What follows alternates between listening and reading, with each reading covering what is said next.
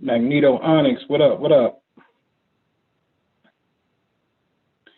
What's up, man? What's up? What's up? What's up? Sweet Chase 06, what's good? It's gonna be a quick little lag because I'm on Zoom. I wish they get the thing together. L Boogie, what up? What's up, L Boogie? What's happening? All right, so we're gonna go live, man, at 8 o'clock. 8 o'clock is the live time. I just wanted to El Boki, what is good? Starry Skies was good. I just wanted to give the YouTube people a chance to get on up in here and whatnot. We're gonna have a good dialogue. We're gonna have church in these streets, as my man Jeezy say. We're gonna get back into Numbers 14 and 19. We're gonna have some church. We're gonna deal with Saturn, which deals with responsibility. You dig? Then Nick gonna come and school us on these financial statements. She's gonna bring some of that West Oakland game for us. And we're gonna make it happen, man. Daniel Redbird, what up, what up, what up, what up? It's good. Let's pull in here, 7:42. Yeah. Let's do what we do. You know. All right, let me check Zoom, y'all. Let me come back. All right. Cool. Ralph, what's good? We super early on this side, man. We like damn near 20 minutes early. So if you in the chat, man, I like to open up my rooms and my sessions. You know what I mean? A little early, give people some room, some time to get up in here. You know what I mean? And then those of you that's here, that's the early bird, we can get into some Q&A because you early. All right. So what do you think about Mike Tyson, Lil Boosie interview, the dynamics? I think it was dope. I think it's definitely a part of the quantum enigma because shortly thereafter it aired, Boosie gets shot. So I saw that interview, and a lot of people saw that interview as mentoring someone to get Boosie to think, to think. And then you got to know Tyson in the sense of everything is philosophy in a sense. And Tyson's thing is shedding of the ego. You know what I'm saying? And so that's happy to help. What's happening? So if you got to know Tyson's podcast, it's shedding of the ego is the predominant message that he has. And it's a journey in consciousness or through consciousness, dealing with the toad medicine. So you have to know that it's higher consciousness in shedding of the ego. So when people saw that interview, a lot of people was like, damn, that's what's up, as if Boosie needed it. Now, the question is, did he need it? Because you got to remember, MO3 is on that interview too. And then MO3, he dies, right? And then that's how Boosie's there, and then Boosie gets shot. You know what I'm saying? So did they need the message? Yeah. You know what I mean? Because really it's, for Boosie, it's like, sit your ass down. You know what I'm saying? Peace, Monica. Monica, congratulations on the testimonial. I got the good news earlier. I'm about to come see you within these next 2 weeks, maybe this weekend. To roll up on you, had to pull up. Because I heard you in Illinois, so I'm gonna come up that way, and I got some production stuff, but I absolutely want to see you. But congratulations, man, that's super duper dope, and I'm gonna shoot you an email and keep you posted what the plan is. Tammy Holloway, what's good? All right, Starry Skies, what's happening? All right, so yeah, I see it as dope, man. That was a dope interview. Yeah, and I said it in the video, dealing with Boosie. You know what I mean? Man, Boosie, one of my, especially when I call, the next generation, not the, you got the youngs, but Boosie to me is in the middle class. He's the transition into another generation. and not necessarily the young generation to me. And Boosie, Kevin Gates, like nobody sounds like them to me, in my opinion. You know what I mean? So I really, really love those guys. But Boosie, man, is angry, rightfully so. You're dealing with a lot of betrayal, a lot of pain, death, hurt. You know what I'm saying? Just a lot of stuff. You know what I'm saying? So in his idle conversation, you know what I'm saying? There's a lot of anger that's there. And again, Mars represents anger, and Mars represents the timing of when you're likely to get shot. So if you resonate and you hold that energy, you got that frequency, what's happening is this negative radiation that's coming from the planet Mars, in a sense, it magnetizes, you see what I'm saying, other people that's on that frequency that's angry too. You see what I'm saying? And then when all of y'all get in the perfect setting, in conjunction to a planetary alignment that denotes the mirroring of what's taking place between the parties, then the event is likely to take place and unfold.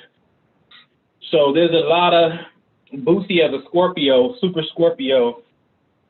He has to get to the other part of his sign, which is the transformation and the success of getting past the mental things that plagues him. You know what I'm saying? And all of us, you know what I mean, for that matter, because it's a journey, you know what I'm saying? It's a journey through consciousness, man, and whatnot. So I thought the interview was the prelude to the higher consciousness, the transformation that's going to have to take place.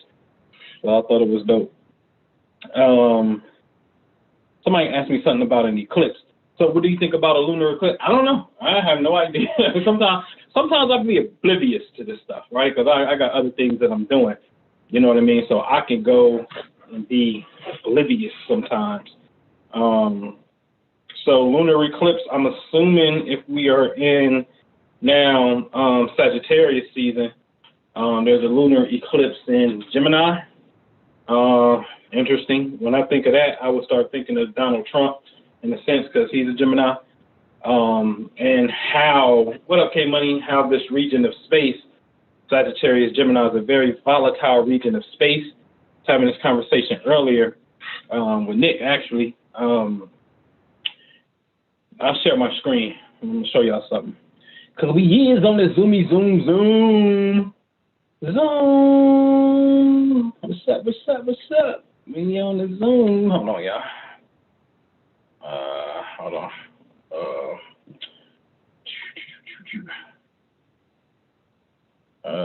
Let me see. All right, so I'm gonna show y'all something. We on our way to the moon. Don't worry. Y'all know about that old school joint. Boom, boom, boom, boom, boom. That's the old school Temptations. Zoom, zoom, zoom, zoom. We on our way to the moon. Don't worry. Boom, boom, boom, boom, boom. All right, so what I want to do is, you see that? The Milky Way rift? So this time of year, let me get off the equator.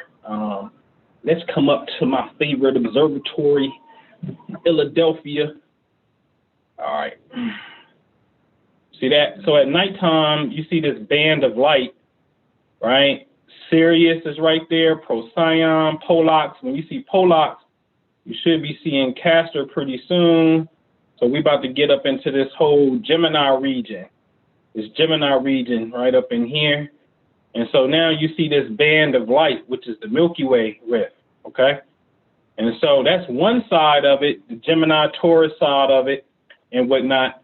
When we get to the complete opposite side, which will be where the sun is, bam, we see another Milky Way rift. So what's about to happen is if we just pay attention to the sun, the 29th, bam, these energies are about to start going through this Milky Way rift. And Nikki asked me a question earlier, like, why do you think the celebration of Christmas and things like that around this time and dealing with lights is because we're about to go through the dark Milky Way rift. So this rift is really all this gas out here. This is the cosmic vaginal canal for us. And truth be told, for real, it's a black hole that sits way, way, way, way, way back far from here and whatnot. So the Milky Way rift is really this cosmic vaginal canal that we are about to enter. All right, because again, what's the date? 11/29. You can see right now, it looks like the sun is not there yet, which means the Earth is not there yet. But we are starting to approach this particular cosmic vaginal canal. What a coincidence, because Scorpio represents sex, and the tail, the stinger, the tail of the scorpion, the sting, is right there in the Milky Way rift itself. Okay. So we're about to experience some of the darkest times, but immediately upon the winter solstice, the sun is about to start rising again, right? So in other words, if we go to like 12 noon, okay, 12 noon on any day, notice how the sun is in the south, okay? And so what I'm going to do is, just zoom out a little bit, I'm going to take you up, pay attention to the sun, but we're going to go up in December. Bam. Sun is there. In fact, let me put a grid on this. Okay. So now you're going to start seeing, when we get here, the sun is around its lowest peak. So we go up a month. Look at it. It's going up a grid. January, February, it's up. March, it's up. April, it's up. See, we start to rise again. So we are literally about to go, since we late, about to be early December, we're about to enter our lowest peak. Okay? About to enter our lowest peak on top of being, we're about to go into the Milky Way rift. All right? All right. All right. Let me check y'all out on YouTube. Make sure y'all goody good. All right. All right, man. All right. So let me see, man. Where my co-host at, man? Where is my co-host? Where you at? Come on, Tab. Come on.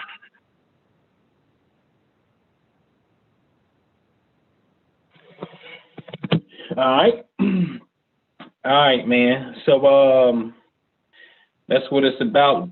Daniel Redbird. Oh yeah. You see that? You see that little CLS, man? Yeah. Hey, man. I started to go ahead and sell one of my houses because I can do it, but I ain't gonna do it.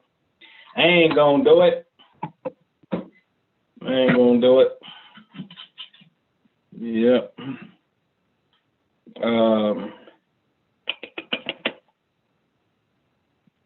Cool. All right. Every time I get a reading about someone, it's never good. Well, here's the key, Dave B. Always ask the question, what is the positive side of the energy? So I like to give balance to it. Here, see, energy is just a potential. It's like a battery. You got the negative pole and you got the positive pole. So all planets have a positive characteristic and then a negative characteristic. And then the planet in of itself ain't nothing but a representation of a particular decision that we make. You understand what I'm saying? So tonight, if we're talking about Saturn, Saturn is all about your discipline. But then on the negative side, Saturn is all about your karma. Saturn is all about your failures and whatnot. You know what I mean? Then Saturn is about success and hard work. And so if somebody give you a Saturn placement and like, oh man, you could have issues and right hand restrictions. How do you overcome that? Well, Saturn wants you to take responsibility. So in this case, if you got Saturn in the third house or coming through the third house, let's just say there could be some type of potential delay in travel because the third house represents travel. All right, cool. How do you circumvent that? Well, I need you to be extremely responsible. Don't be waiting for the last minute because now you waited to the last minute, you forgot something, and now you got to run back in the house and go get something, and that just throws everything off. Why? Because you were being irresponsible. So Saturn wants you, it's the part of our, the aspect of our consciousness where we dot our I's and we cross our T's. You feel me? And so now when it comes to travel, you need to be on point. Make sure you got everything that you need, triple check, be on point, be early, be responsible. Now, when you start taking care of business, now we tapping into the positive attribute of that particular thing. All right. So anybody out there, if you ever get a reading and you get told the negative, because it's definitely a potential, then what you do is you ask for the balance to that, the positive side of that particular principle. You see what I'm saying? And you shall be fine. All right. All right. Saturn, that's right. The great teacher. All right. Let me come back over here to Zoom real fast. Let me make sure where my buddy at, man. I knew Mariette. All right.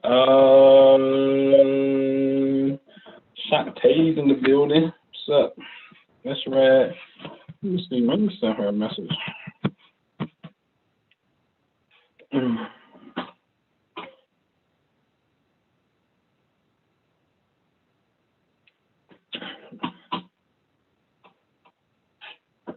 All right. So hopefully we can get started at 8 o'clock on the dot.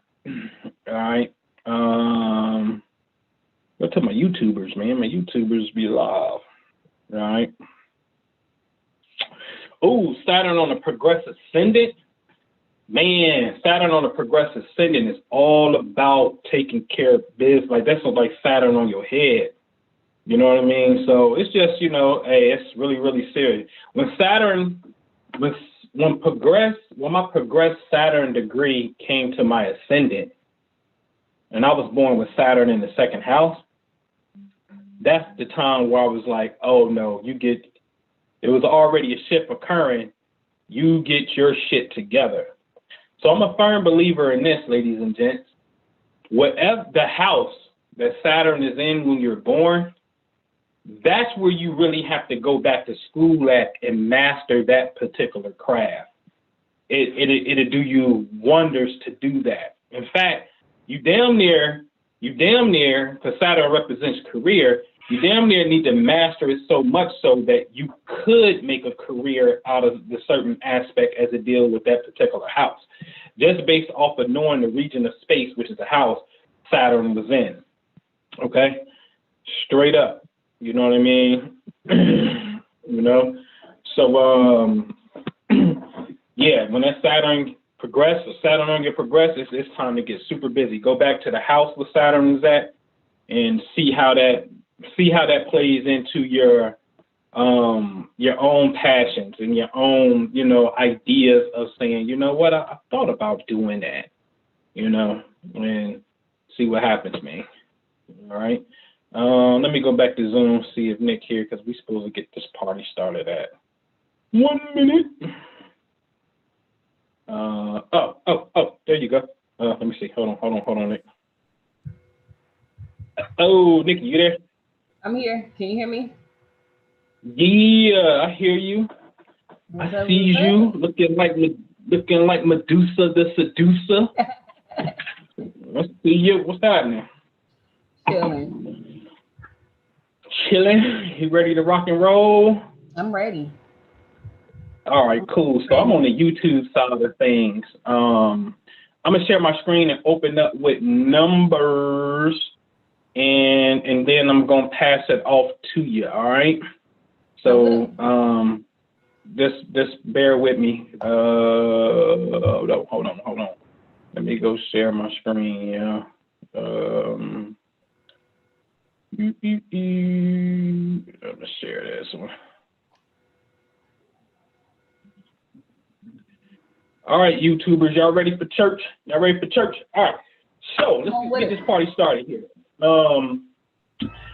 Last week, I think it was, I had came in and I had did numbers 14 and 18, which reads, "The Lord is long suffering, of great mercy, forgiving iniquity and transgression, and by no means clearing the guilty, visiting the iniquity of the fathers upon the children unto the third and fourth generation."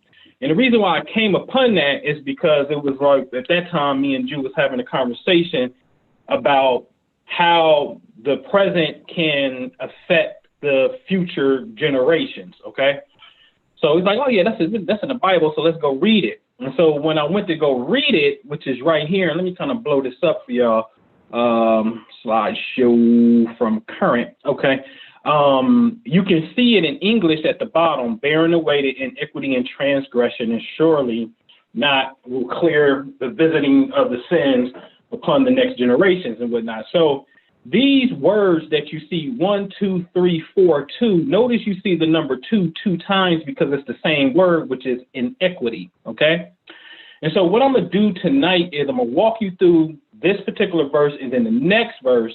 And then we're going to go to Nick and we're going to get busy. All right. So the first word is NASA, basically, in a sense. All right. NSA, it means financial debt. Okay. And then it also means taking a wife, also means a burden. Okay. You see the word here, it means to marry. Okay. And look at this. It also means to do business, negotiate, to argue. Okay. And so that's one word. And then we're going to move to the second one, which is iniquity, which is on. It's 3 words, on. Okay, it's like AON. All right. On, as you can see, there it goes, the original iniquity and sin. But look at the base word for poverty and affliction. The base word is the same word, on. So really, when you're talking about iniquity and sin, it's a direct relation to, or when you're talking about poverty and affliction, rather, it's a direct reflection of inequity and sin because it has the same base word. Okay. All right. So another word for on means time to advantage, to benefit for a specific time period. So basically take advantage of time. Okay. All right. So let's move to the third one, which is pisha. Okay. So you would see it here, pasha, you would see it here. It means transgress, misuse of a relationship, sinning. Okay, so misuse of a relationship. Okay, and let's go to number 4, which is pikad. Number 4, pikad means what? Invest with purpose or responsibility. Investing, counting, depositing, giving in trust. Now, you may think of trust like I trust you with my money, but trust is also a financial, pretty much a financial shelter on how you need to protect your assets. Okay. All right. Hold on 1 second here. Hold on. Let me send this message. Totally out of pocket. Hold on.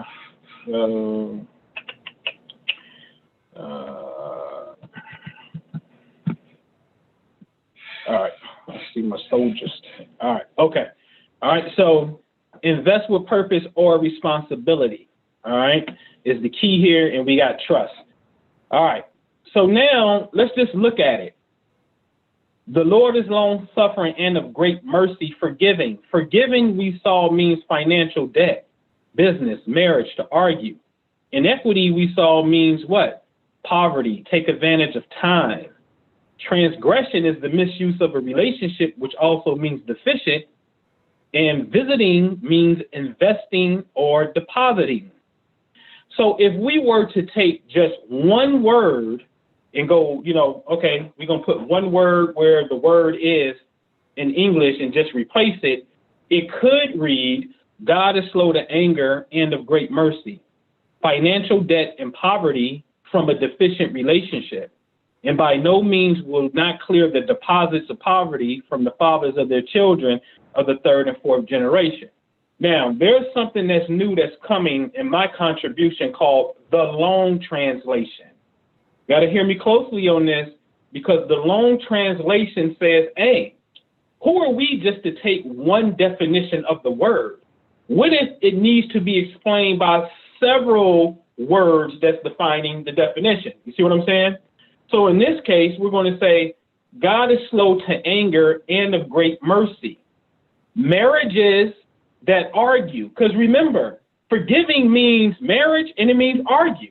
So we just can't take one without the other. The long translation says, let's put it all together. So marriages that argue and fail to take advantage of time and realize that marriage is a business will become a deficient relationship that will incur financial debt and poverty. And the Lord by no means will clear the deposits of poverty from the fathers or their children of the 3rd and 4th generation. Okay? So that was last week, just to warm you up, and we'll be going because remember, the word forgiving is going to be financial debt because you're about to see it again, okay? All right, so let's move on to the next verse. Pardon, I beseech thee, the iniquity of this people according to the greatness of thy mercy, and as thou hast forgiven this people from Egypt, even until now. Now, you wouldn't know that this was talking about money or relationships, no nothing. But this is where you gotta get into it. So number one at the top, notice in English under it, at the top, you see the yellow highlight now, it says forgive. Forgive is a Hebrew word that's shalach, those three letters, pretty much SLCH, okay? And when you see that I got it at the bottom at number one, what does it say? Progress through forgiveness. But it also means what? Move in a balanced way. And it also has another meaning, means succeed, okay? So number two, which is ha'am, which is the people, look at number two at the bottom. It says nation or people. See, somebody saying people and then somebody say nation in our psychology, that's just two totally different things. But the same word that represents nation and people is the same word for illiterate, okay? And number three, which is kadol, kadol means greatness. It means expand or increase or being great. So when you see it in the scripture at the top, when it says by the greatness, number three, it says, again, being great, okay? All right. So our fourth word that we're going to define is kesed. Kesed, you see in English, it says your mercy in English. Number four, the scripture, right up under it, the number four, it says your mercy. So the definition of kesed means to devote oneself entirely, to give oneself to need. So it's pretty much self-devotion, okay? Number five is Mizraim, which is Egypt. Okay, when you see it, number five in the scriptures from Egypt, miser, which is the root word, miser, the root word means boundaries, to fix. And this is why you see Egyptian at the bottom. Show you that, okay, this is what we're talking about. So Egypt is really a place of boundaries, okay? Now, number six, odd means eternity. So when it says even until actually means eternity in booty. Oh, man, these niggas is funny, man. Okay? That big old booty is eternity, okay? But it means eternity. And number seven, where it says now, seven actually means they, and note that it's feminine. So they're talking about really, if it's a group of people, but it's addressing the feminine principle. Very important to understand that, and I'll tell you why in a second.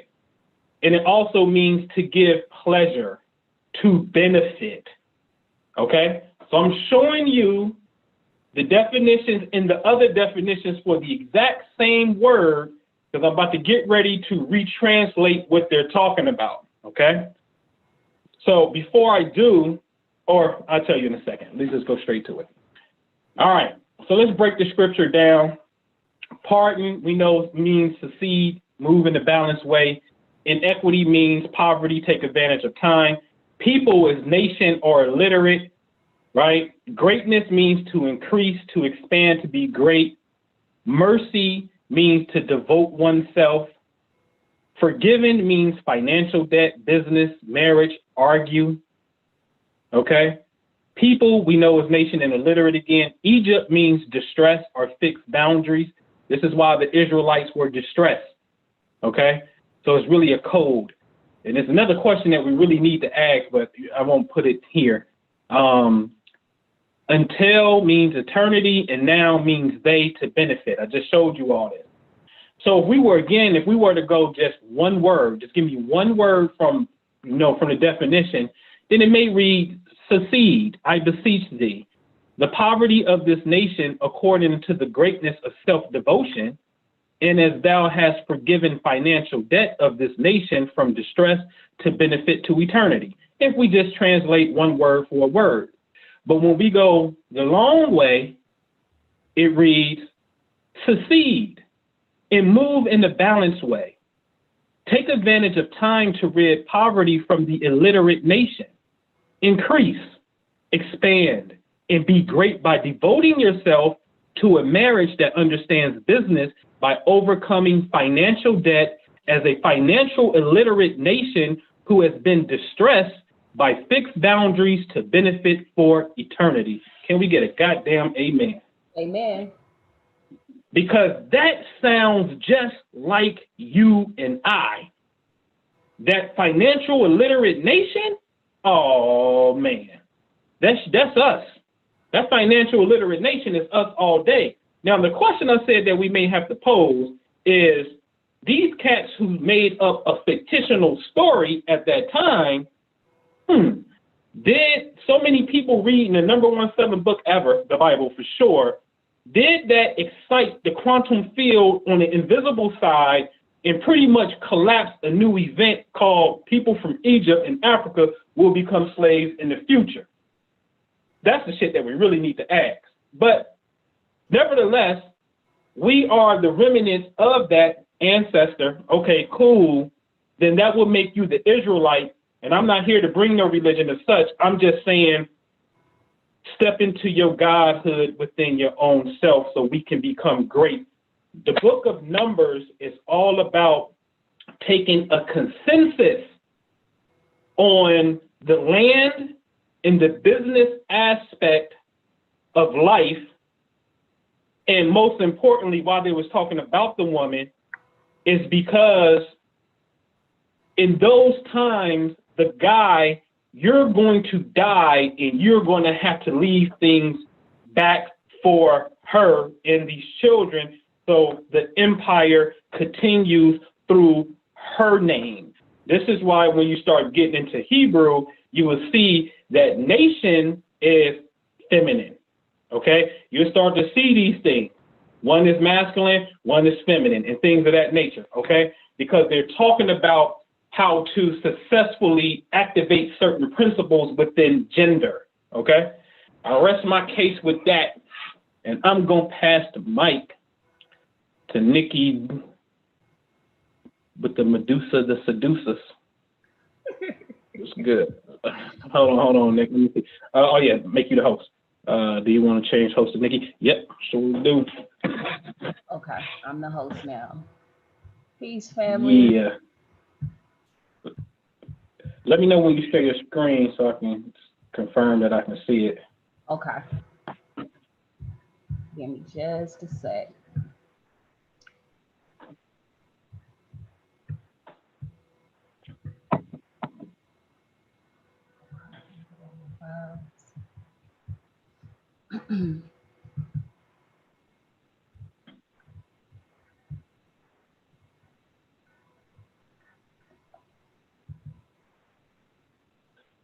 You know, we got you in your workstation, all your clothes back there. We in your boutique room. Every room in my house is a boutique room. I don't want you to think my homegirl nasty back there. She has her own clothing line, so that very well must be her boutique room. Y'all bear with me just a couple of moments. I got everything in the file. I'm just making sure that we ready to rock.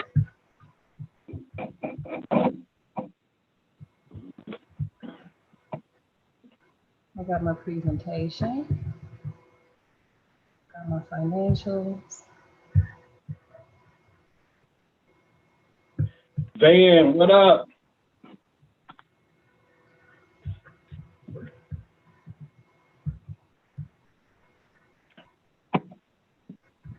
I saw somebody on here already ahead of the game. Their name is Young Enterprise. That's what's up. Okay. All right, I'm gonna share my screen now. Let me know if you can see it. No.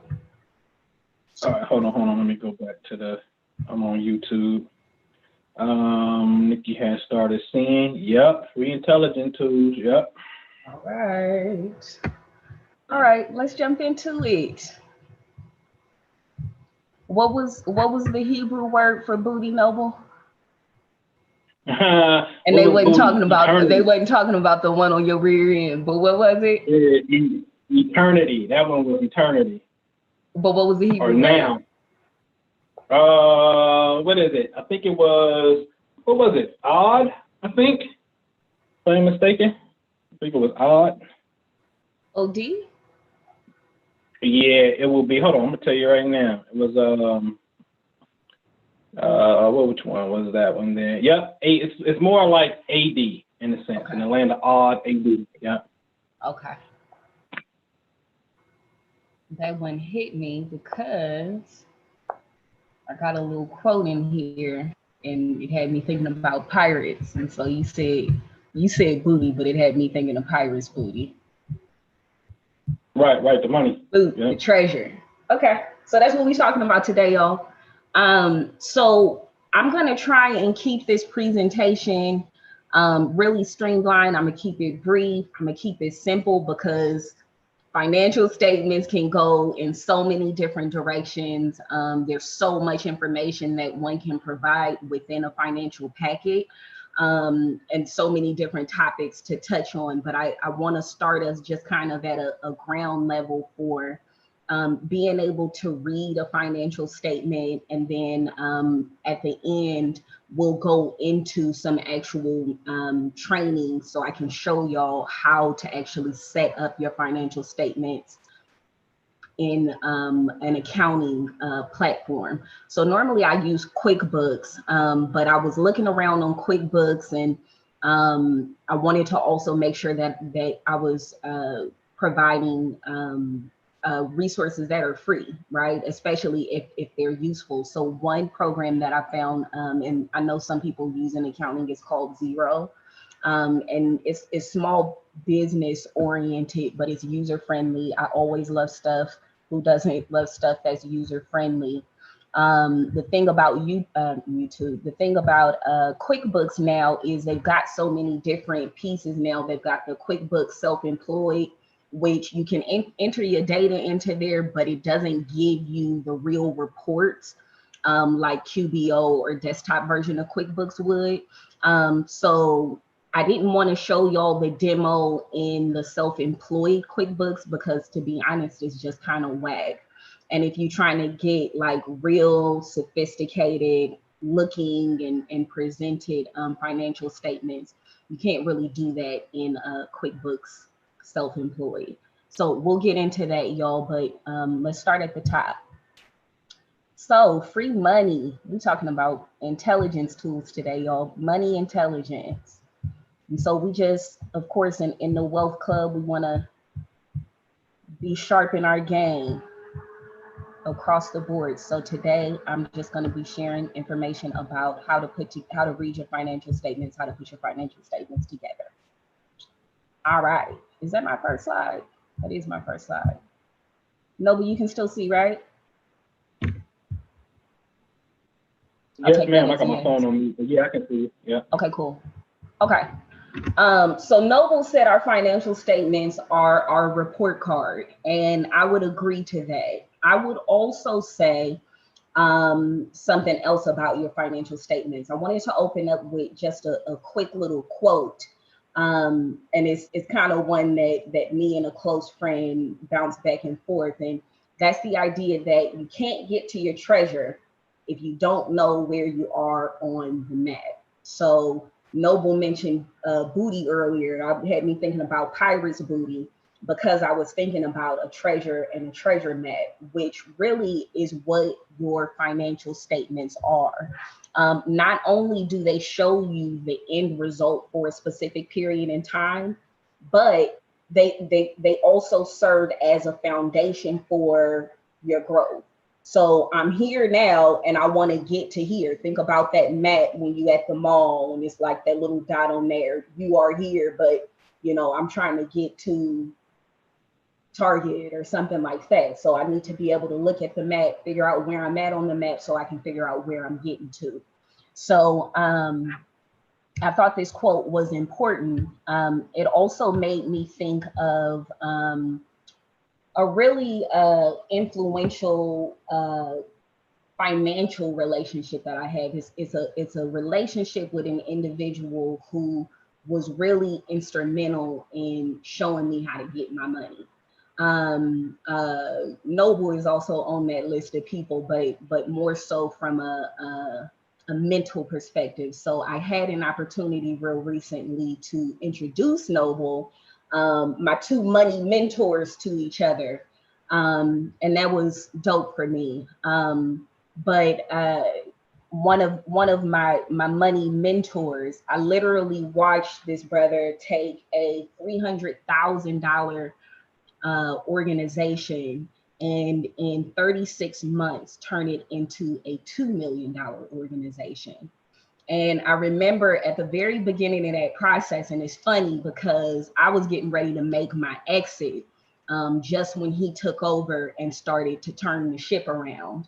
And I was like, it ain't nothing for me to do here. At the time, there was another CEO in place, and as can be the case when you have a changing of the guards and a shift in the team, you got that butt in the heads. You got the new regime coming in with new intentions, new ideas, new thought processes.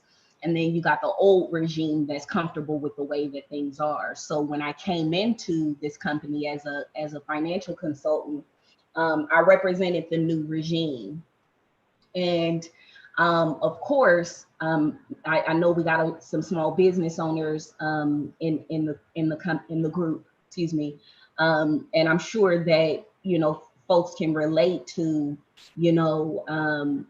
when you're a small business, you just trying to make things work and trying to make it happen, and niggering things as necessary. And so I remember reading Rich Dad Poor Dad some years ago, and that's actually one of the things he talked about in the beginning of the book. Is a lot of times for small businesses, there's this resistance that comes up in shifting from a small business or shifting from one side of the scale to another, going from a small business owner, operator, to becoming a person who actually runs and operates their business, and delegates the work, right?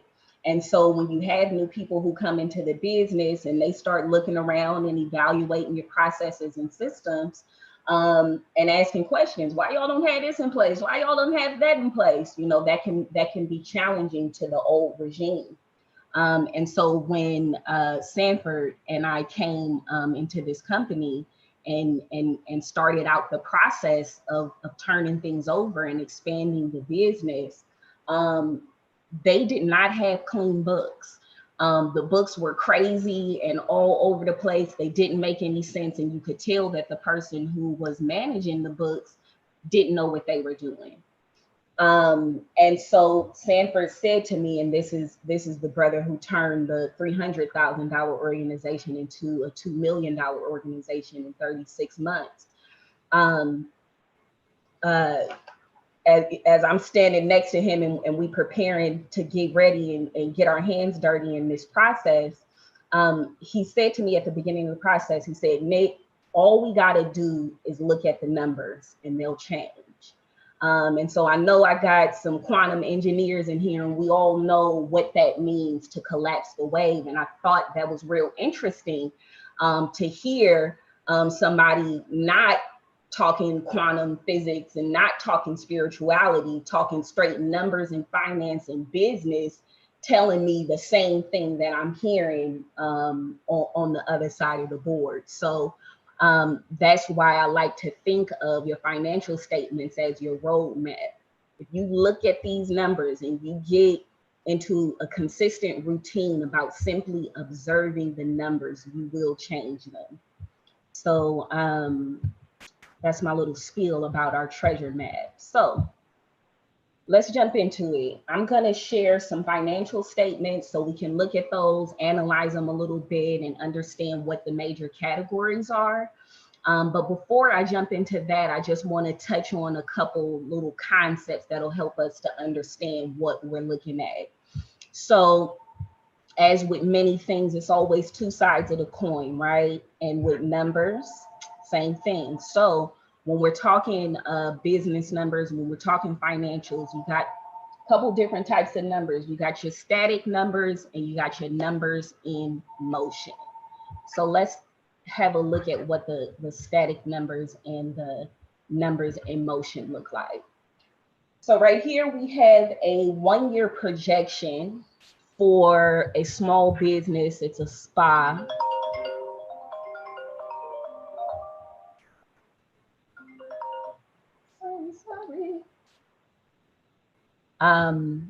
So we have a 1-year projection for a spa. And this is an example of numbers that are static. Now, why are these numbers static? They're not actually real numbers, first of all. So really, it's just a forecast to say, based on what's happened in the past, we think this is what's going to happen with these numbers.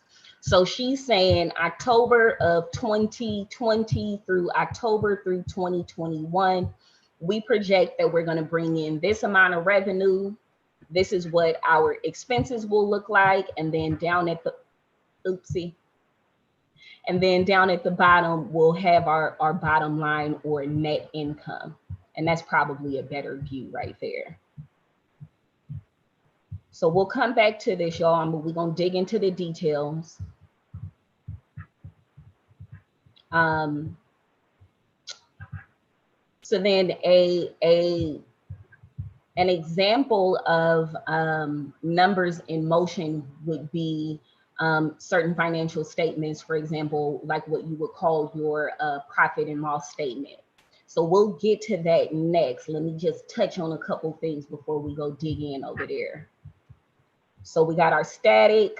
We know that numbers can move, or we can take like a snapshot of numbers and freeze them in time. That's what this 1-year projection is. It's a snapshot of numbers, that what we think they'll look like at a certain point in time. So let's touch on another concept real quickly. And these are called T accounts. And Noble always says it's two sides of the coin. You got your plus and you got your minus. You got your debits and credits is what they would be called in accounting. So all this is that polarity in dealing with numbers, and you can have it in different spaces. So with your assets, you're going to have your debit and credit side of your assets, which is the same thing as saying an increase or a decrease. And generally, you'll see this what's called the normal balance. Over here with your expenses, same thing, debits and credits. Now, the other thing to consider is what's considered to be a debit or a credit for you as a small business is going to be different when on the bank side of things, right? So when you look at the bank side of things, it tends to reverse. But again, that can get real complex. I just want to kind of drill in this idea that you got the debits and credits, you got the pluses and minuses. We're real familiar with that concept. Other categories, you got your owner's draw, you got your liabilities, your revenues. All of these things have the debit side, the credit side, which is the same as saying increase and decrease. Before we jump into the financial statements, I also want to touch on a third little topic here, which is there are two types of accounting. You got your cash-based accounting and you got your accrual-based accounting. Now, cash-based accounting is super real nuts and bolts, the simple stuff, right? With your accrual-based accounting, and what will determine which one you use is really the volume or amount of money that your business is making. But for the most part, most businesses are aiming to get to accrual-based accounting. That's when your numbers get a little bit more complex. And let's look a little bit at why that happens. So with cash-based accounting, the transaction is only real when or if it actually happens. So we're talking real time with cash-based accounting. With accrual-based accounting, and I'm just moving on to the side a little bit. The transaction is real when the process begins. So let's look at an example of that. So we got our imaginary business, Piping Hot Pizza. So Piping Hot Pizza on the cash basis side sells a slice of pizza to a regular customer on credit on Friday, October 13th. Now, cash base and accrual base has a lot to do with timing. So that's why I'm being real specific about when this happened. So Friday, October 31st, he has a customer that normally comes in there on his lunch break. He always buys pizza. He knows the customer is good for it. Today, the customer forgot his wallet. So he's like, don't worry about it. I got you. Get me back when you come on Monday. All good. However, it's October 31st, which means that it's the last day of the month. So the books have to get closed at some period in time. And usually you're looking at closing your books on a monthly basis. So with cash-based accounting, what happens in that scenario is this. The owner records the expense on his October books. So he had to buy the cheese and the crust and the sauce and the whatever else to go onto the pizza. Those are all of his expenses. He records that expense in October. However, the revenue that he's not going to receive until Monday when the customer comes back to work on November 3rd, he doesn't record that revenue until November. Now, what if your books are super, super close and your profit margin is small and you have something like that? Maybe you have 2 customers who need to do that and your books are in the red by $5 by the end of October. Whether or not you collected that money in the period is going to make a difference for your books in the cash basis of accounting. Now let's look at that from an accrual perspective. So again, in accrual-based accounting, the transaction is real when the process actually begins. So it's Friday, October 31st. Same customer, he's here, he comes every day, come to buy his regular slice of pizza and a soda, his combo that he always gets, and he forgets his wallet. Owner says, cool, I got you, you come all the time, pay me back when you come back to work on Monday. In accrual-based accounting, here's what happens. The owner will record the expense in October, on October 31st, and he will also record the income, which is not real yet because he has not physically received that money in his hand. He'll receive the money in an account that's called accounts receivable. And we'll look at that when we go over to the financials. But he's going to record both the plus and the minus in October from an accrual-based accounting perspective. That makes sense? I hope so, y'all. So yeah, this is good. Yeah. I hear somebody. What's that? No, yeah, it makes perfect sense. Oh, okay. I be needing my call and response. I gotta hear you. I gotta feel you. Okay. So we went through our 2 types of accounting: cash basis, accrual basis, static numbers versus numbers in motion, right? And then we looked at the T accounts, all the same thing, 2 sides of the ledger. Noble said all the time. All right, let's move on to financial statements. Now that we got some background, we got a few tools on our belt, let's start looking at some financial statements. And y'all can still see my screen good, right? Yep. Amen. All right, so what we're looking at right now is the profit and loss statement for Winning Team LLC. And I'm just making sure my phone is silenced. All right, we're looking at the profit and loss statement for Winning Team LLC. And we're looking at a fiscal year, right? So their fiscal year starts July and it ends in June. So we know that we can have either we can do our accounting calendar year, or we can have a fiscal year. And just the type of business that you run in and the needs of your business will determine whether or not you do a fiscal year or calendar year. Okay. So What we have at the top of the profit and loss statement is we got our revenue. What money is coming in? Now, we look down here, I just highlighted this sale in 19. So total revenue for this 12-month period for Winning Team LLC was a little over $2 million. Can y'all see that? Here's the bottom line for the revenue. Now, what is all of this stuff up above that? Well, depending on how sophisticated your business is, how many different sources of income or streams of revenue your business has, you're going to want to track that and break it and break that down and be able to see those numbers and not just one big number, because that's not going to tell you anything about your revenues. When you're sitting back thinking to yourself, okay, I want to go from a $300,000 organization to a $2 million organization, we know that when we set our intentions, we got to be super, super specific about those intentions. So we can't say, I want to be rich. What does that mean? Universe want to know numbers. Give me straight numbers, hard, specific facts. I want to increase my revenues on my investment properties. I want to increase my revenues on my sales. I want to increase my revenues over here. Really, really specific items that we're looking at. So this company right here has 1, 2, and so when you're looking at it, you can see when you start to see those indentations, you know that those are subcategories of what's above it.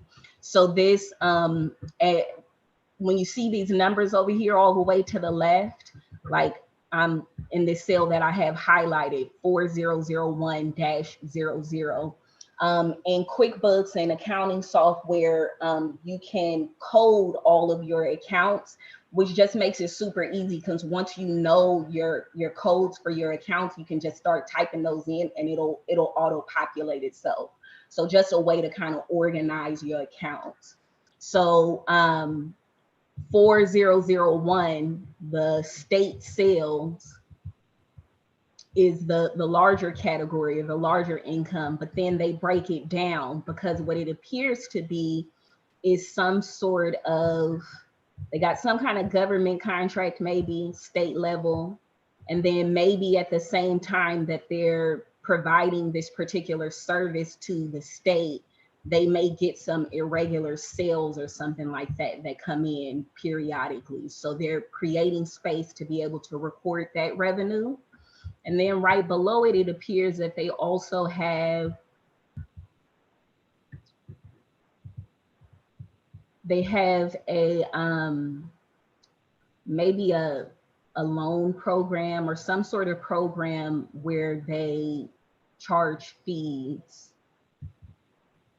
And I say it's probably a loan program because I can see that it's got a receivable related to it. So they're doing something where they're maybe lending out money or something like that. And then whoever they lend the money to pays that money back. And then a part of that money is interest, and they probably have to pay that interest to somebody. So then what's here is just the total for that particular program. And I'm just moving down. If y'all just follow my cursor where the green box is, those will be the sales that I'm referring to. So then it appears here, 4003, fees for service. They've got some kind of program that they sell services for. So you're either going to have a service-based business, or you're going to have a business where you're selling physical products. So just based on looking at their financials or at their profit and loss statement, I can see that they don't sell any tangible physical products. They sell some sort of service. And then they've got some other type of fees that they collect in relationship to that. Defaulted loan payments. These are probably related to loans that went bad and they didn't think they would collect the money, but now they did get to collect the money. Interest, maybe just because the interest amounts are so tiny, I can tell that these are probably little interest that they receive on like their savings account or something like that. So this is all of their income, right? So when we look at income or revenues and profits, we can talk about it in two ways. Are we talking about all the aggregate of money that you collected for a particular period of time? Or are we talking about what you collected in relationship to what you spent to keep your business running? The number after that would be your net profit. So now let's look down here at their expenses. They got payroll stuff in here, bonuses, commissions, probably related to the sales of service, payroll taxes, employee benefits, worker comp, payroll processing. Looks like they pay money to contractors. So these would be people that are not employees, but provide some sort of service directly to the organization. They pay paychecks to run all of their payroll. And then they've got some other category of commissions here. So all of these look like regular expenses. They got their rent in there, more contractors and things like that. So how you actually set up your books is gonna be based on your particular needs and how you actually need to view your money. As you start going through the process of actually setting up your books, there are a number of questions that come up in the process. So when you start thinking about your money, it's going to require you to say, okay, is this the same money as that is? Because in accounting, really what it wants to do is put your money into neat little buckets. I like to think about it as little buckets or jars of money, right? And so accounting wants to know, where does all of this belong? You got to sort it out and tell me that. So they got some kind of legal fees in here. So this is all of the money that they spent in this particular period of time. And I won't go through every single thing that they spent money on, but we can see that they've got some pretty normal business expenses. Now, I don't know about y'all, but my business expenses are not this great, but I thought this was a good sample to show you guys because it'll give us some breath and offer some space to ask questions and things like that. Okay, so now down here we can see toward the bottom of the profit and loss statement, you're gonna have your sort of irregular forms of income down here. So the irregular forms of income that they have are like rental income, maybe they sublet an office or something, and that's why they don't consider it to be regular income. But there are a number of different things that we can tell about a business just based on what the financial statements look like. So they got some other expenses down here, some kind of write-off, non-collectible loans. So I mentioned earlier, back up here at the top with the defaulted loan payments, that being money that they probably did not expect to see. At some point in time, they would have had to write that money off. And so it would have gone here on this row. So they wrote it off and it came off of their bottom line, it came out of their books, and then they got a lovely surprise a little bit later on down the line and actually did recuperate some of that money. So when we look at this financial statement and we look at the net income for this organization for this 12-month period, they appear to be in the black for the period. And so their total net income for this 12-month period was $129,000. Now we can see when we look at it on a month-to-month basis, businesses go up and down. Some months you up, some months you down. And so this is a really good representation of that.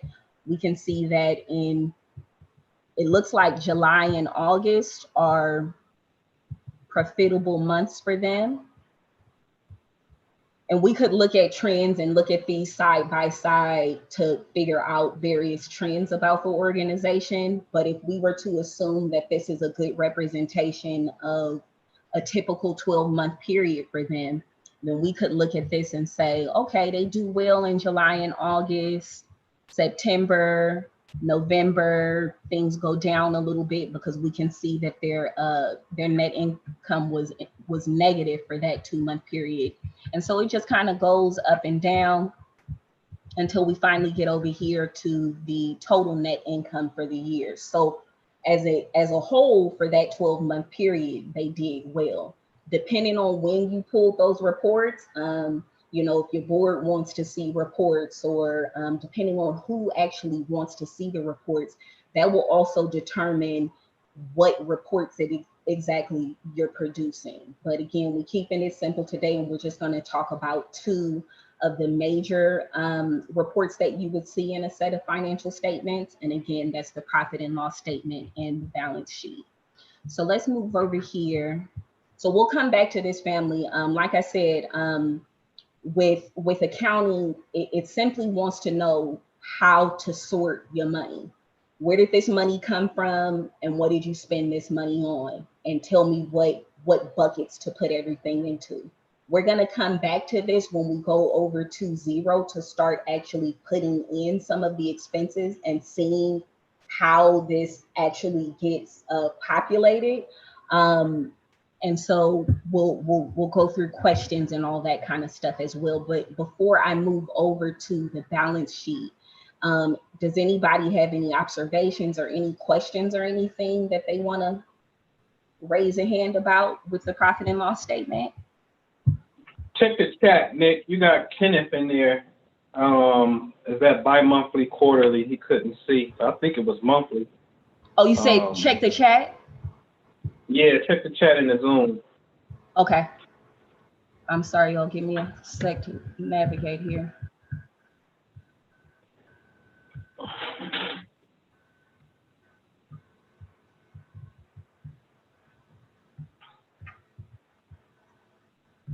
I think I got to stop sharing in order to see that. Noble, can you read the questions for me, please? He asked, was it monthly, bi-monthly, or quarterly? Is this particular report? So this is a report for a 12-month period right here. So what we can see is we can see each month within that 12-month period. So this is all of the income and expenses for July of 2019. Here's August of 2019, and then it goes all the way down and gives us an aggregate total for that 12-month period.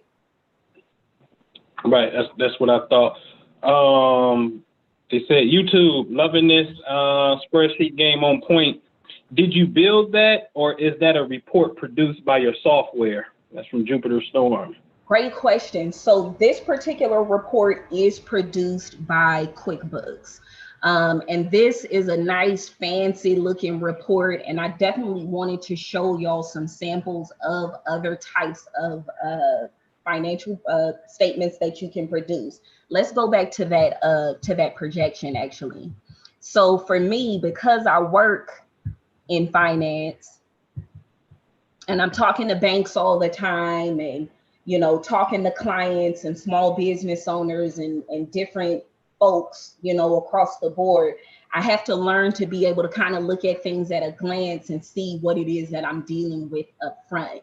And the reality of it is, y'all, while we don't like to kind of be pegged into certain groups and into categories based on, money and based on, what we consider to be exterior things, the reality is you can tell a lot of things about a person just from looking at the type of financial statements that they produce. So what happens for me a lot of times is when I'm making introductions between small businesses and banks, and here I am, right, a small business owner myself, and somebody who is, of and for the people in the community, I find myself in this kind of,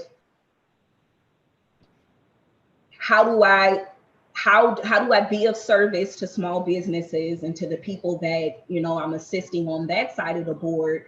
And then at the same time, I also want to have good relationships with my relationship managers at the bank. So I end up being kind of this middle person sometimes who has to communicate to the small business owners, especially folks who are dealing with what we call in my business micro loans.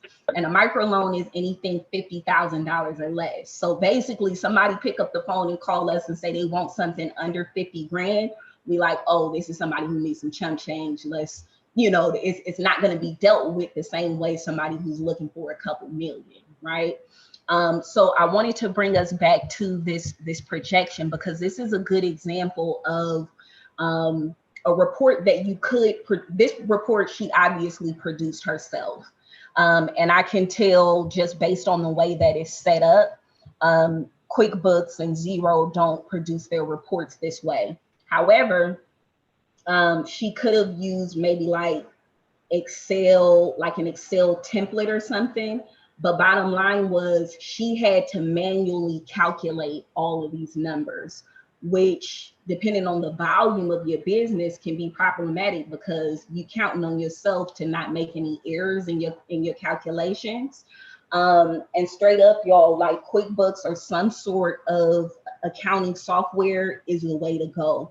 Because when you present your financial statements, especially in scenarios, excuse me, where you asking a bank for or a financial institution for some money, your shit gotta look good. Because if it doesn't, your financial statements, think of it as walking into, you know, an interview with a sweatsuit on. You want to walk in there with a business suit on and look good. Your financial statements and how they're actually presented are a representation of you. So when I see a financial, when I ask a client to send me financial statements and they send me something like this, I know they're looking for small money. If they send me financial statements that look like this, I know they probably want some big money. So, we all got to start somewhere for sure, right? And so there's nothing wrong with using financial statements that look like this, because you definitely want to be in the habit, you definitely want to be in the routine of observing your money on a regular basis. But as we advance and we get better, when we know better, we do better. So the goal is to get to the financial statements that are actually produced by some form of accounting software. It's just more sophisticated and you can get way funkier with it. So, but if anybody in the family is interested, I could definitely share like some templates that look similar to this if you wanted to use something like this for, you know, to produce some quick statements or something like that. So this right here, even though it's a projection for a year, you could use this same template for current financial statements. You would just have to do all the calculations manually. Any other questions, Noble? No, that was it from what I see. Okay, so let's go over to the balance sheet.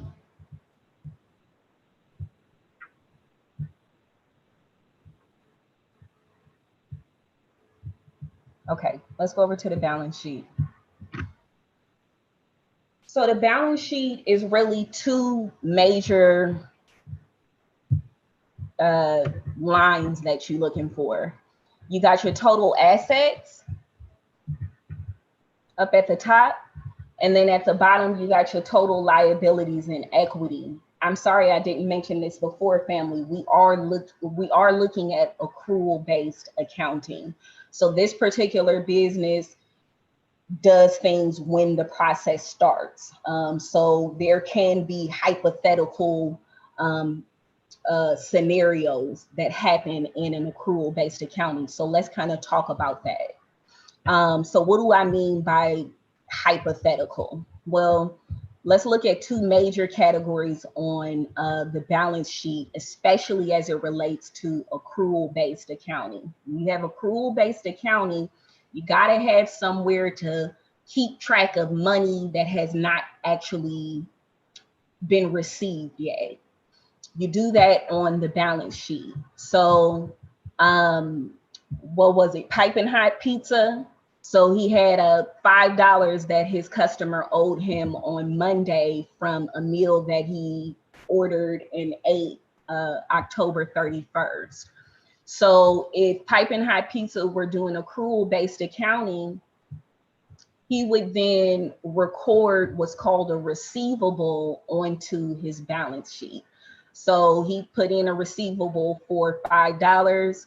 QuickBooks or Xero or whatever accounting software would ask you, okay, you know, who's the money due to you from and when is the money due? And then when you actually collect the money, there's another process there. But that money that you are expecting but have not received would go in your accounts receivable bucket, which is in your asset. So that's an asset to the company. Excuse me. Now, let's say that Piping Hot Pizza, you know, he had his financial statements together and he went and got him $100,000 term loan or $100,000 line of credit from Wells Fargo Bank, right? So he looks good on paper. He's doing his thing. He's getting some money. Because he's doing that and he's getting his ducks in a row, now he also qualifies for some business credit. So rather than having to go to, I'm from California, so we got Smart and Final or something out here. Rather than having to go to Smart and Final every day or every week to buy new products in cash or new ingredients in cash, he could purchase those ingredients and the things that he needs. He could purchase them on his line of credit through whatever company he actually uses to do that, right? So because he didn't have to pay cash for it and now it's a credit transaction, that would go into his accounts payable. So again, he didn't pay cash for his cost of goods, right? He didn't pay cash for it. He paid it on credit. So now this is also money that he owes to somebody at some point in time. That would go into his accounts payable. Now, what's the relationship between your accounts payable and your accounts receivable? Your receivables, again, are money that you're expecting to receive at some point in time, but have not actually received cash for. Your payables, because they're oftentimes related to the cost of goods sold or the cost to actually provide that service, would illustrate the relationship between your AP and your AR, or accounts receivable and accounts payable. Let's go back and look at the profit and loss statement for Winning Team LLC. So we can see that they have commissions here and that they've got some kind of program or some kind of service that they charge fees for. And we also know that they're doing accrual-based accounting. So let's look at another scenario. So let's say Winning Team LLC provides, they sign a contract with Safeway. I'm just throwing names out there, y'all. They sign a contract with Safeway and they say, okay, Safeway, you know, we're going to provide whatever service to y'all and y'all going to pay us $50,000 for that particular service. And so we signed the contract in August, but Safeway doesn't actually start paying us until December. Well, let's say that it's a 5-month contract and that contract is good. If it's a $50,000 contract and it's a 5-month contract, then it's good for $10,000 a month. Is that a hand up, Noble? No. Say it again. I thought that was a hand up. Oh, so, no. What you see me? Oh, no. Yeah, I can see you. Yeah, don't hit me. I thought you had your hand up. Okay. So let's say that $50,000 contract is good for a 5-month period. So that's $10,000 a month that Safeway is supposed to pay to Winning Team Industries.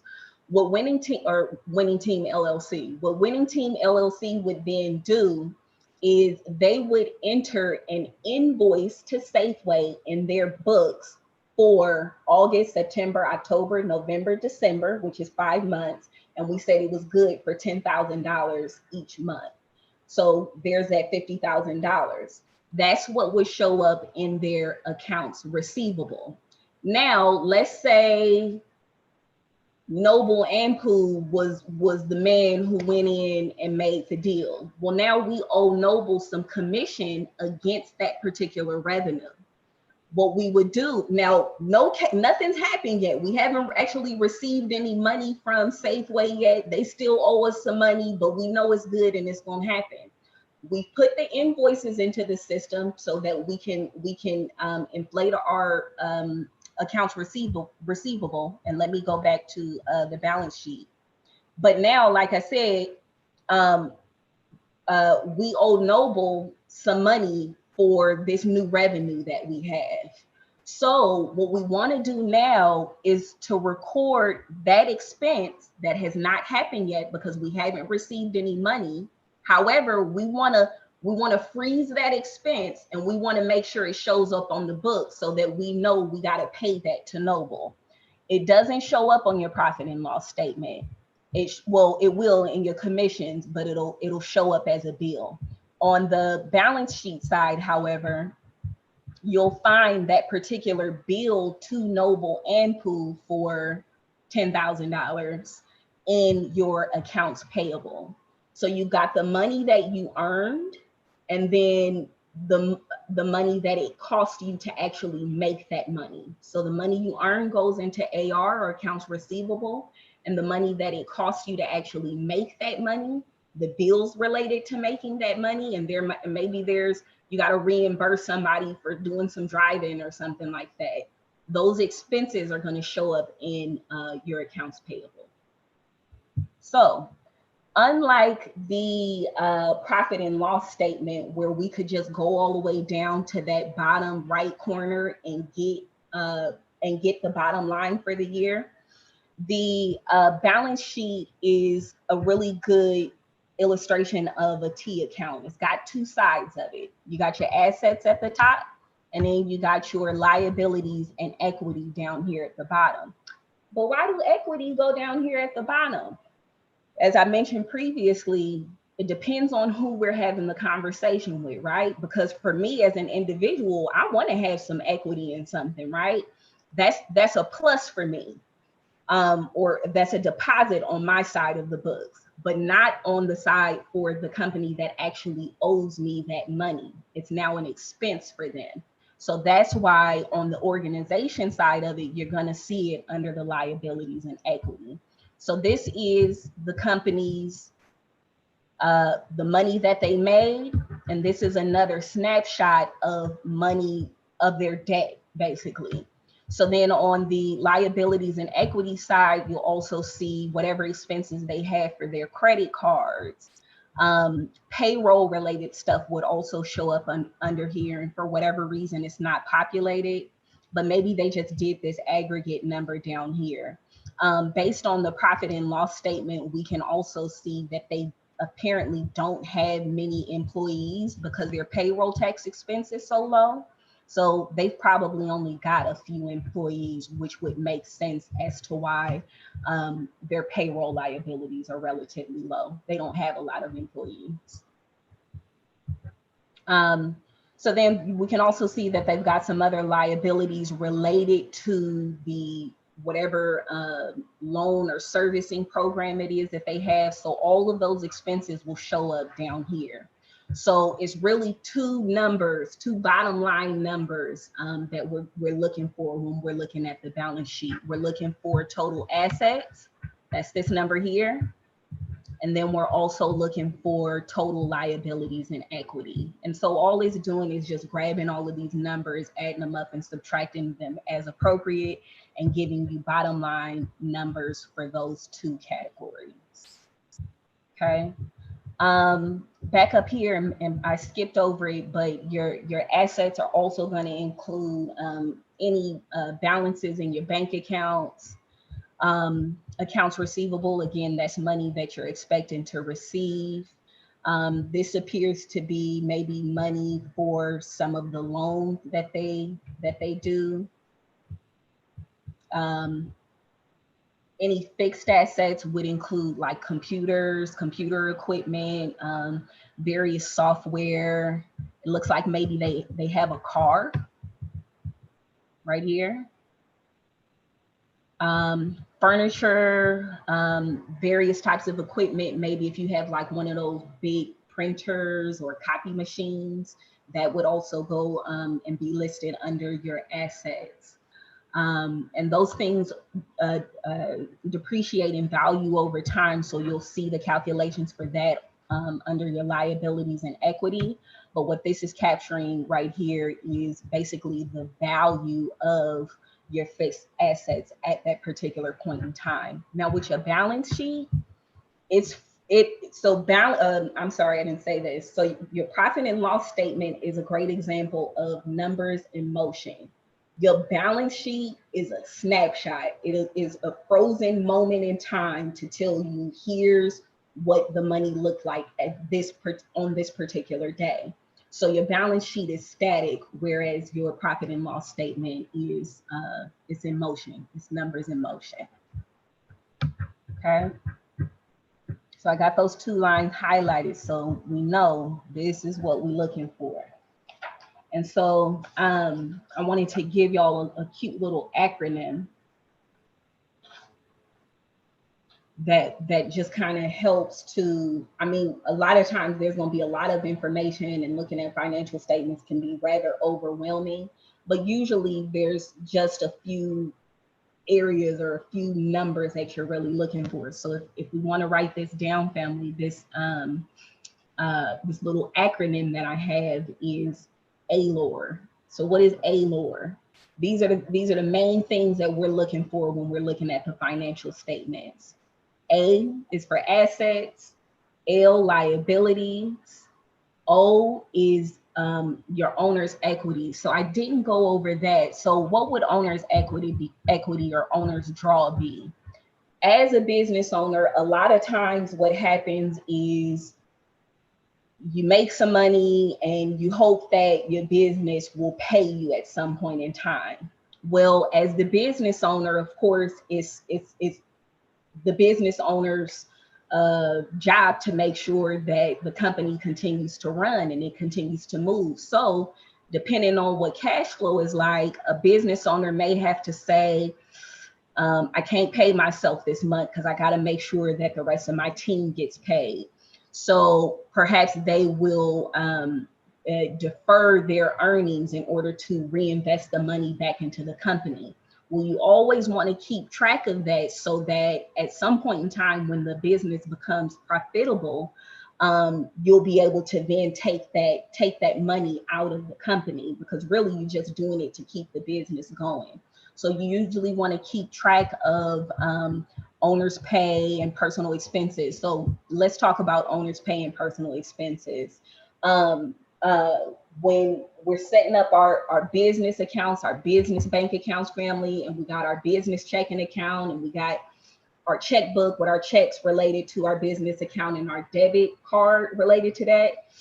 I'm guilty of it, and I will speak for myself. It can be real easy to dig into your wallet or dig into your purse and pull out your business credit card for personal expenses.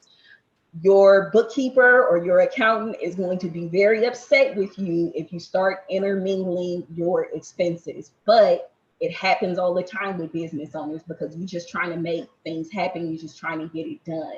Well, you're going to want to keep track of those things. And this is one of the ways that your bookkeeper, your accountant is going to keep track of it. So say they're looking at your bank statement and categorizing all your money, closing out your books for the end of the month. And Nikki went shopping and bought groceries, which was a personal expense, and she paid for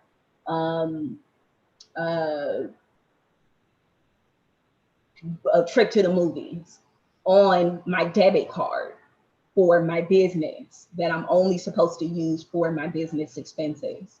When my accountant looks at that, they're gonna say, Nikki, you're gonna tap me on my hand and say, Nikki, you using your business account to pay for personal expenses. I gotta do something with that.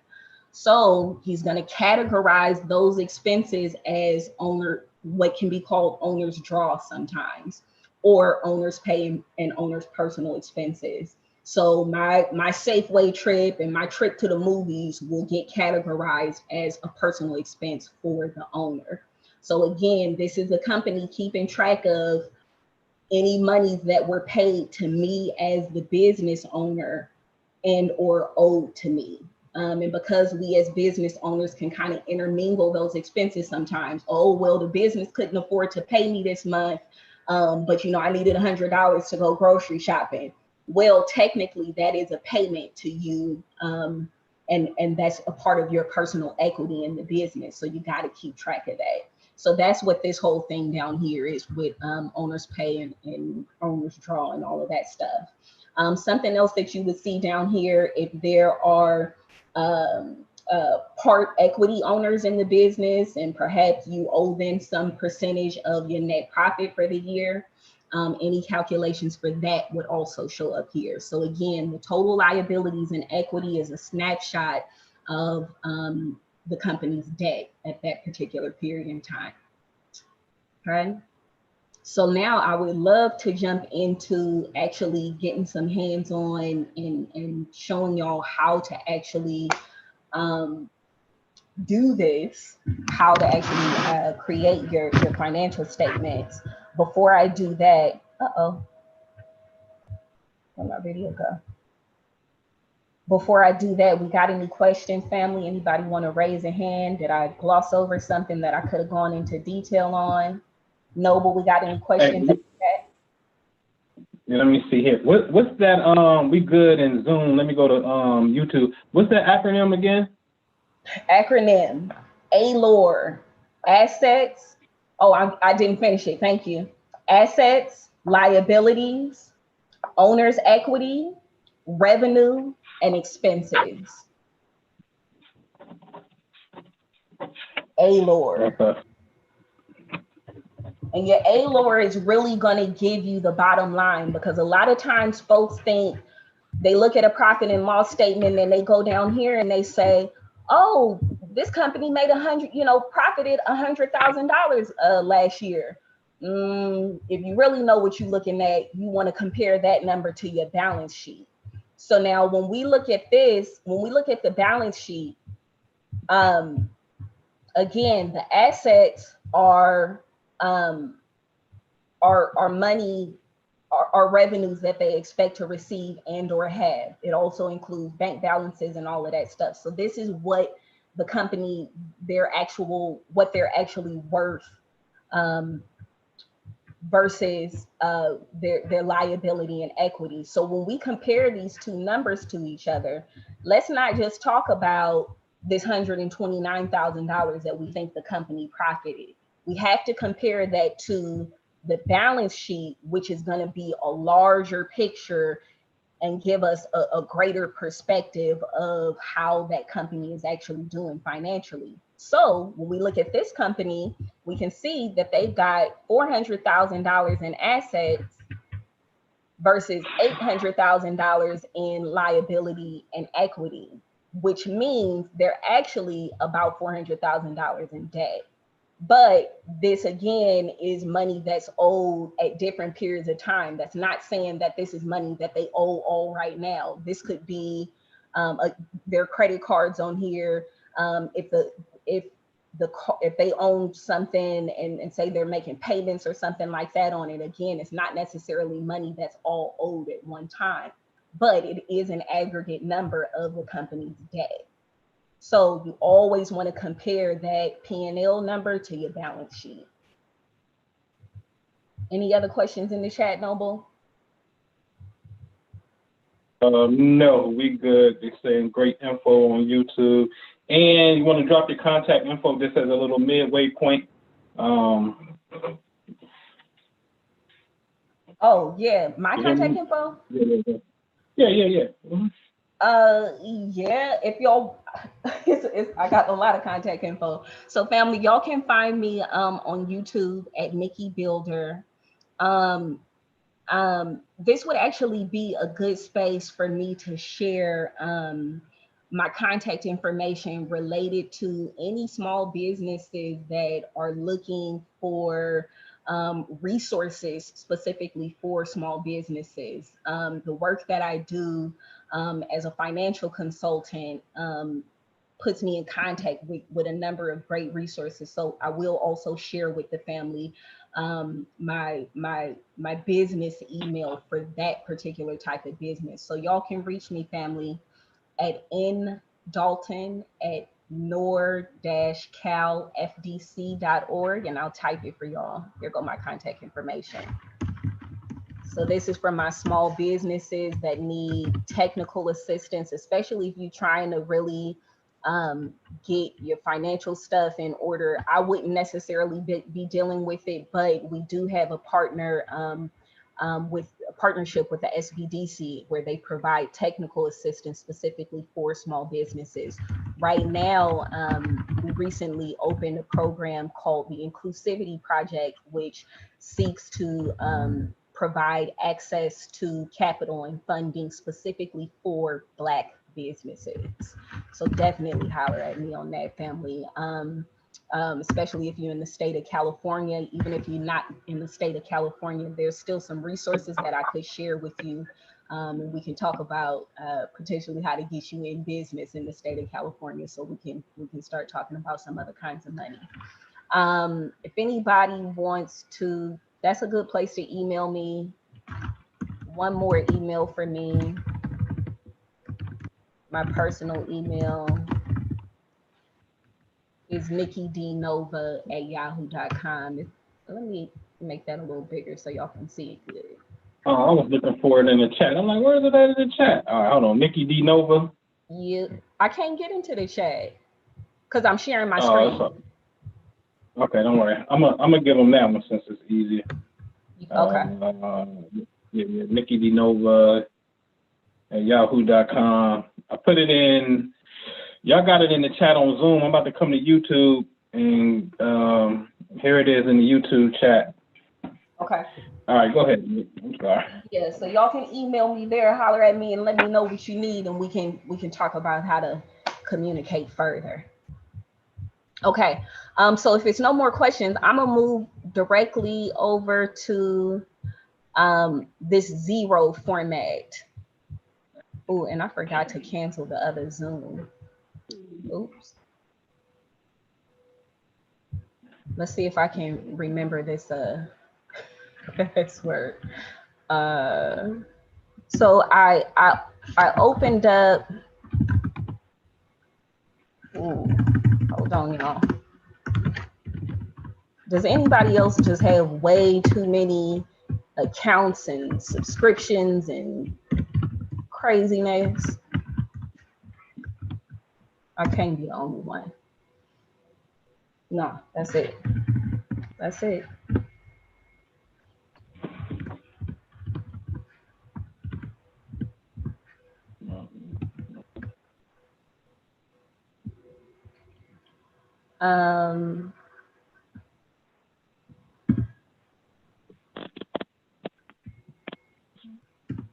That's why I've been using Google passwords on my joint.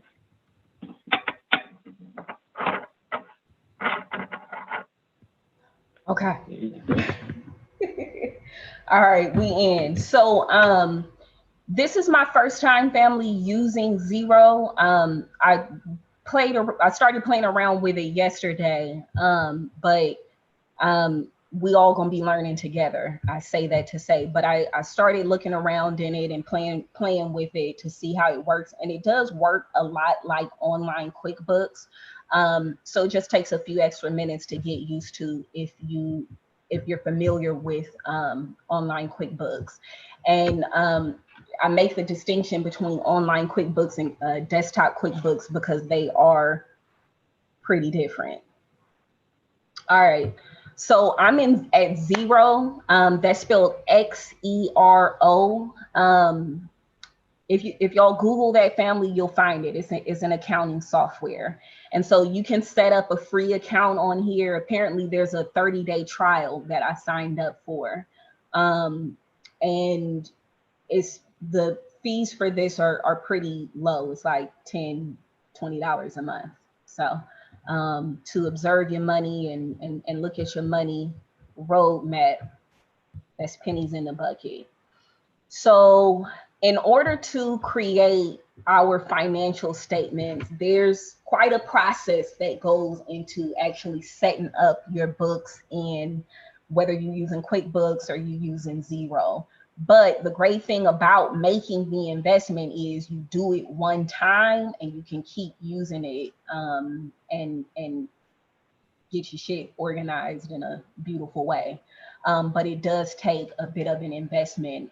I've set up books for companies before, and it's taken anywhere from a day, maybe a 10-hour work day, and I've spent as much as 30 hours setting up and establishing books for clients. You can, especially with the online version of QuickBooks, you can definitely you can transfer your chart of accounts over. Like if you started with the desktop version, you can transfer over your chart of accounts.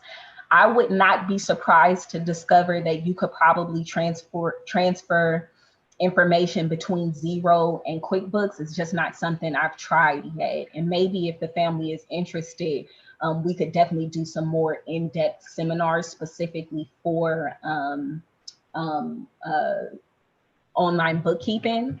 But we're gonna try and keep this pretty simple. We won't be able to do everything today, but I'll at least be able to show y'all how to get started and how to actually create the entries that populate your books. So here we have so we got Winning Team LLC's books that we're gonna start working on. And you got a dashboard, and then they got like this business tab and an accounting tab. So mostly you're gonna use the business and accounting tab. So let's go over to what's called the chart of accounts. Now, when you set up the account, and I had to make sure I knew what I was doing and get it set up. First, family, I wish I could walk through this with y'all step by step, but I had to do certain pieces of it just to troubleshoot and make sure that things worked and we had a good presentation for today. So I said all that to say, when you're setting up, when you first come in here to set up your account, it'll ask you for the name of your business address, your EIN, all of that kind of stuff. And it'll ask you what type of business you are, sole proprietorship, corporation, so on and so forth. And it'll also ask you for your industry. That industry piece is important because it's going to give you a generic chart of accounts based on whatever industry you're in. So if you're in the retail industry, it'll say, oh, well, retail people tend to have these types of transactions and have these types of expenses. Where this is our generic chart of accounts for that. It can be a nonprofit organization. It can be financial consulting. So just depending on what your industry is, that will determine the template that they give you for your chart of accounts. And you can totally edit the chart of accounts. It's just good to start somewhere so that you're not completely building it from scratch. So I believe it's under the accounting tab, but you're gonna want, yep, right here. You're gonna want to go to your chart of accounts. So the chart of accounts is just a mirror reflection of those buckets on the profit and loss statement. And let me just go back to the profit and loss statement so y'all know what I'm talking about. So this column right here, column A, this is your chart of accounts. Okay. So this has obviously been customized and is not generic per se, but it probably came from, it started out as a generic chart of accounts, and then they edited and personalized it and made it personal for them. So column A, or that first column on your profit and loss statement, is your chart of accounts. So when you go into your accounting software, you got to get your chart of accounts set up. You can either work from a template or you can work completely from scratch, but that takes a long time. And I've done both. I've done both. Okay, so we don't have any entries in here yet, so that's why we don't have any money in any of these accounts yet. But at least we have sort of a generic chart of accounts set up. So how do we actually get money into these buckets or accounts? Now we got to go over to, and I'm learning, we learning together, family. So I'm gonna be pushing stuff just to see what it do.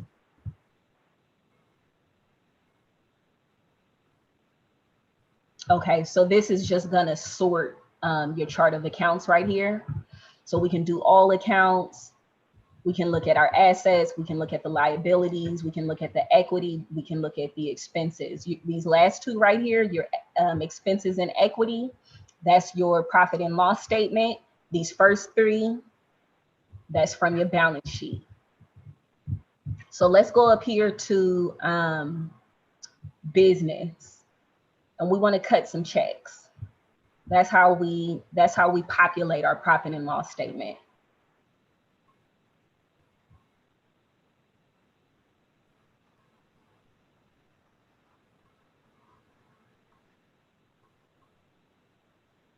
Oh,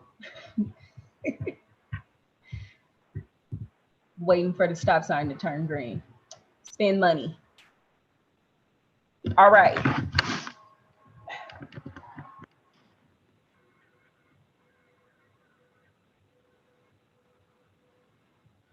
Here I am. All right, Noble, give me an expense. What you spending money on in your business? Man, expense. We definitely doing postcards. We doing the skip tracing for phone numbers. Okay. So here's a good example of the analyzing that goes on when you're thinking about, how do I categorize this money? So Noble said we're doing postcards.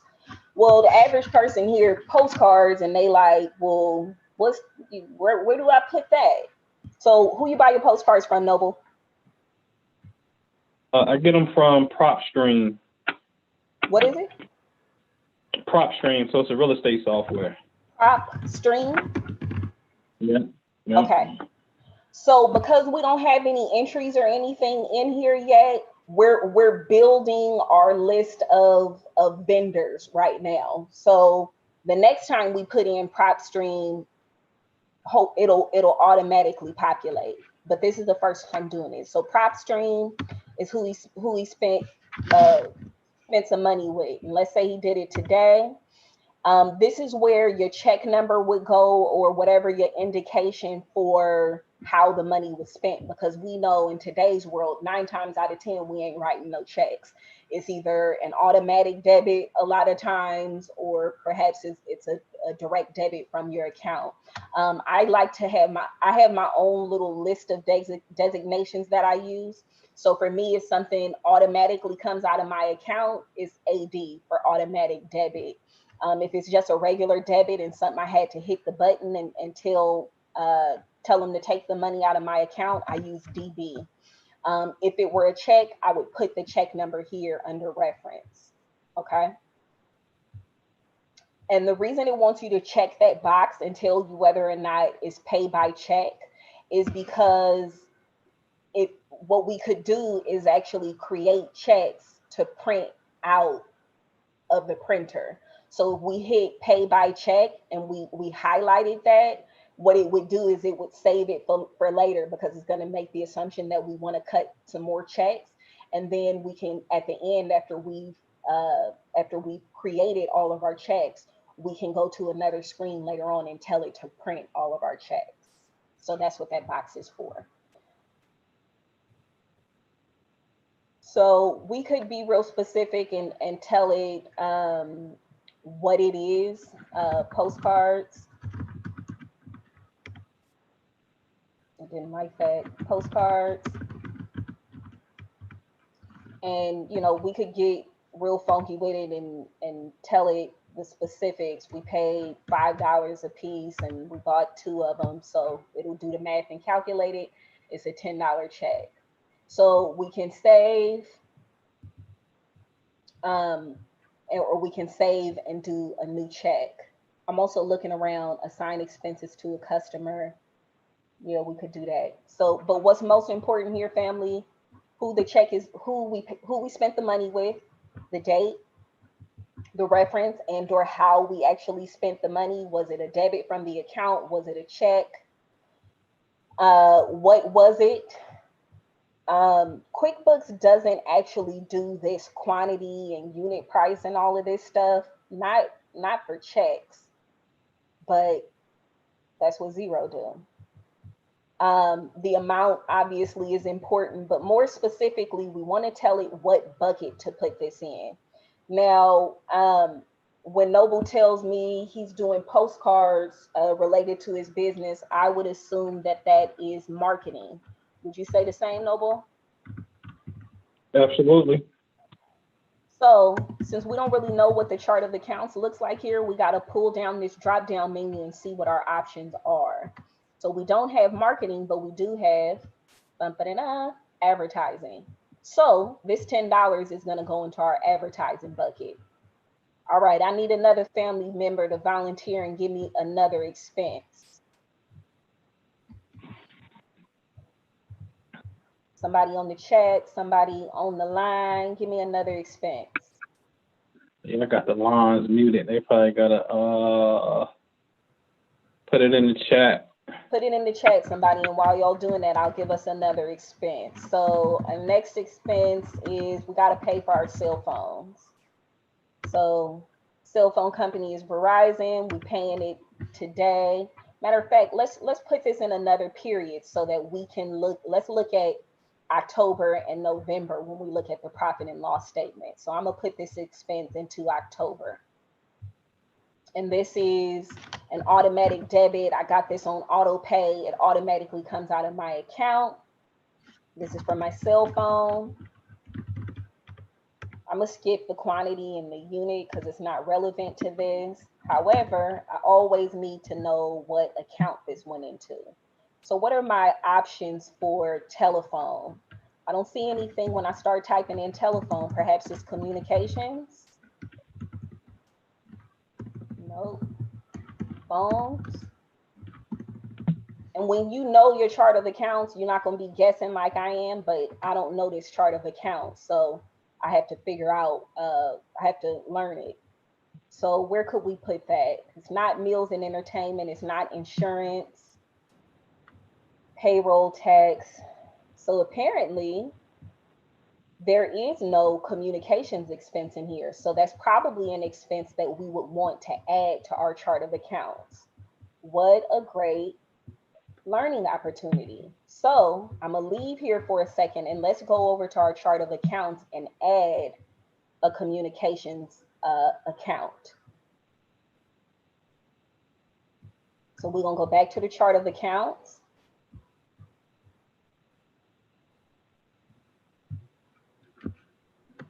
And we're just gonna do maybe one, we'll do two more expenses and we'll have a look at the what's not really a profit and loss statement yet, but at least you guys will be able to see then how this stuff starts to populate. So we're at our chart of accounts and we want to add a new account, add account.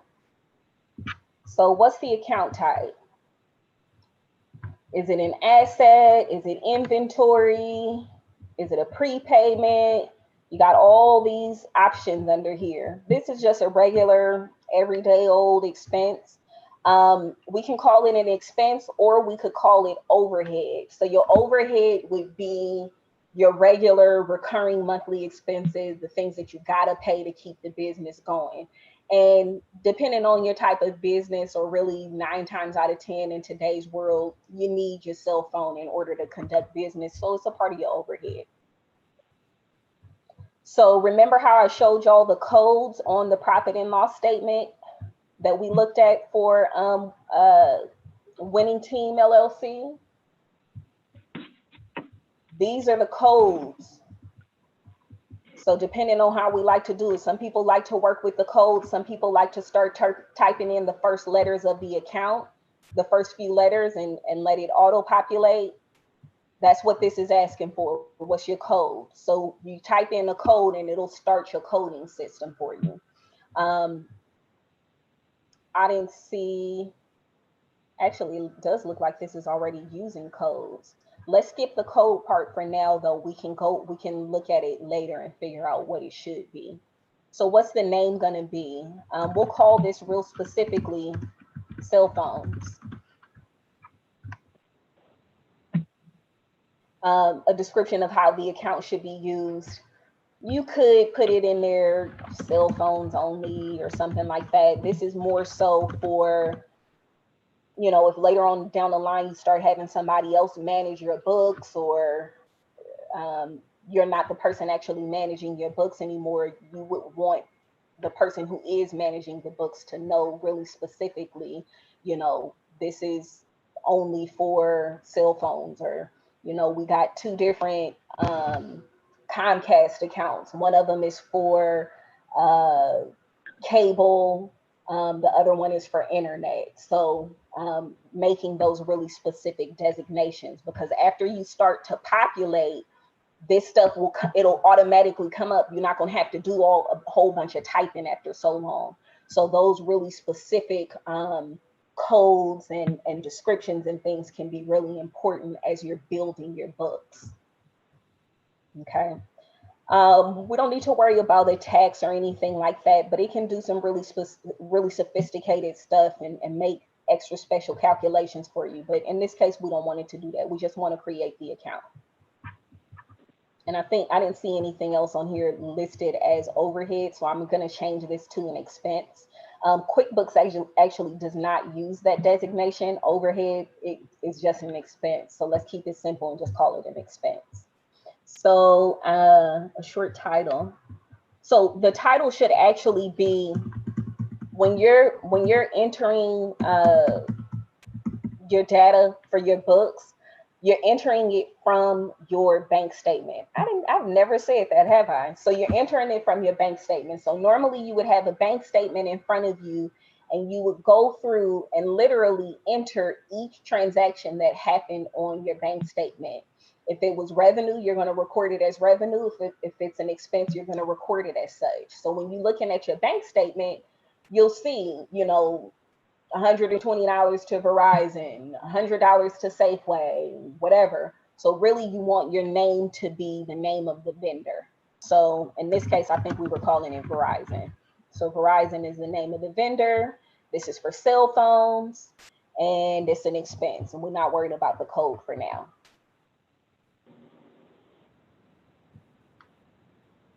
So we have to enter a code. All right. It's gonna make me be really, really good.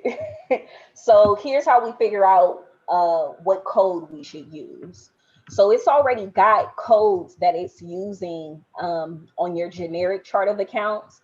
So let's figure out, where would a cell phone expense kind of fit in here? No, it's not related to vehicles. It's not accounts payable. What's something that's related to a cell phone expense? Here's a good account to discuss too. Suspense.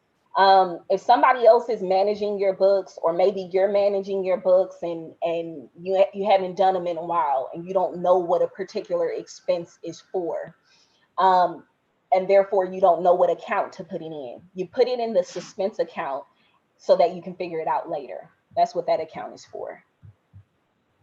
Rounding errors. Sometimes when you're doing your books, it might be a penny or two off, and you would just book it to rounding errors.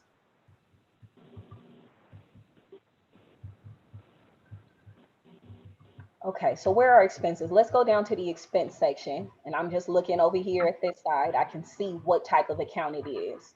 Other income, direct costs, expenses. So let's look at the expenses. What's something that would be related to cell phones? We got dues and subscriptions, automobile expense, advertising. Payroll, miscellaneous, other expense. I don't like they chart of accounts, y'all. Turning up my nose. Okay. Let's put it somewhere in between here. So we got meals and entertainment, and the code for meals and entertainment is 6200. Right after that, you have insurance, and the code for that is 6320. The reason you'll see these gaps in the coding is so that you have space to insert new accounts. So we know we wanted to show up somewhere around here. Let's call our Verizon account, let's code it 6100. And I'm just looking to verify. I don't see a 6100 here. So let's see if that works.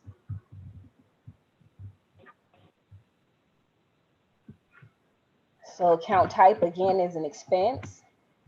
We're calling this 6100.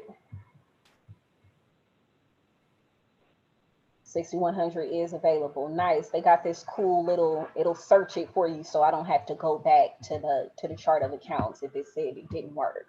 So it's like, yep, it's good. What's the name of the account? It's called Verizon. Can I spell? Cell phones. And let's see if it likes that. Whoop, whoop, it does. Now let's go check out our chart of accounts and see if it popped up where we wanted it to. We designated it as an expense, so it should pop up down here in our expenses. 6100. There it is. It didn't go exactly where I thought that it would, but that's fine because we did it based on the coding and not it's not in like an alpha order. So here's Verizon. It showed up in our expense section. We good. Now let's go back and add the expense. So we're going to go back to the business tab, hit checks. We're going to spend some money. All right, Verizon. Spent it today. It was an automatic debit. Cell phone.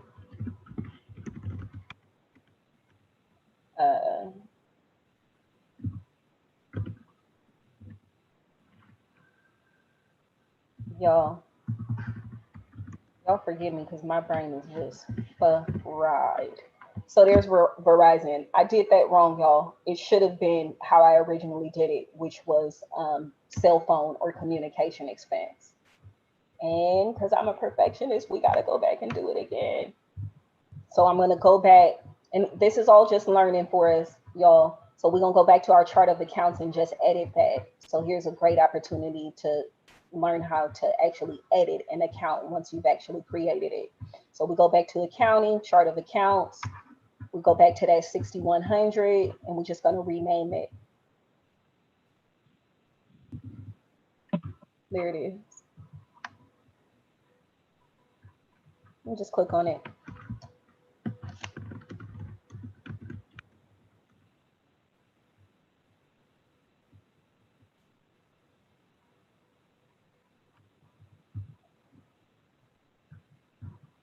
Okay.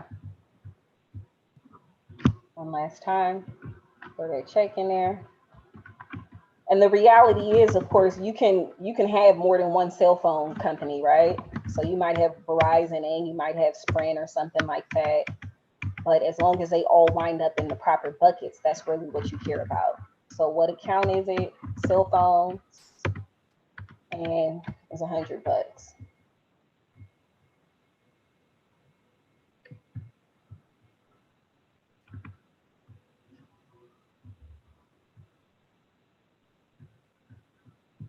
Come on. Okay.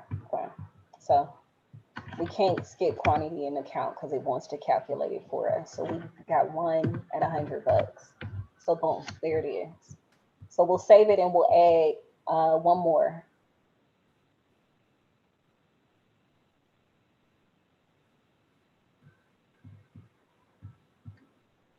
Oh, I forgot to tell it not to pay by check because it's AD. So we're not paying a check. This was a debit from the account.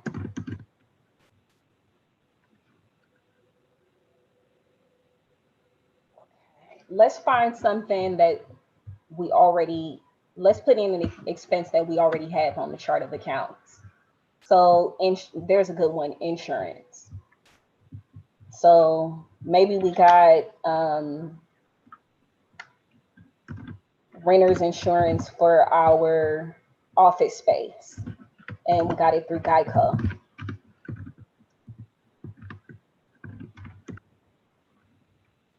Okay. Oh, I said I was going to put something in October and I didn't do that. So let's put this in October because we want to look at October and November's P&L. Okay. We'll call this our renter's insurance. And then one, and maybe we pay $75 a month. What account is it? Insurance. Yep, there it is. And let's save it. And now let's go look at our profit and loss, even though we barely have anything in there, but that's okay. So we got a few things in here. So it'll give us a quick little snapshot. What we're looking at right now is the transactions in this particular account. Now, if we had multiple accounts, we would be entering all the transactions for all of our various accounts. But for this particular exercise, we've only got one bank account. So basically, this is showing you the check register for your bank account. Okay, so we got these 3 transactions in here. What happened to me making one of these October?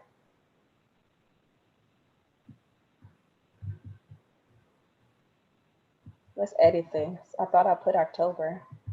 Y'all saw me put October, didn't y'all?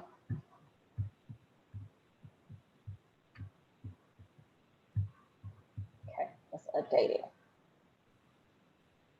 Okay. So we got a few different types of expenses, which is good because I want y'all to be able to see these numbers popping up in different places. Sorry, I didn't realize y'all couldn't see me. I'm back. When I move my computer, it'll automatically turn off the camera. All right, now let's go check out our reports.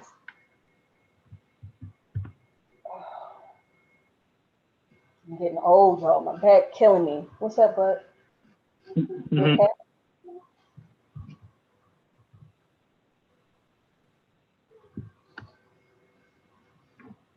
Okay. So reports, we got all different kinds of reports that we could look at. And let me just touch on a few of these real briefly so we know like what they are. So today we talked about our balance sheet. We talked about our income statement, also known as a profit and loss statement. And we'll look at our profit and loss statement in just a second. But the great thing about these various accounting softwares is they've got all of these amazing reports that will tell you different types of information about your business.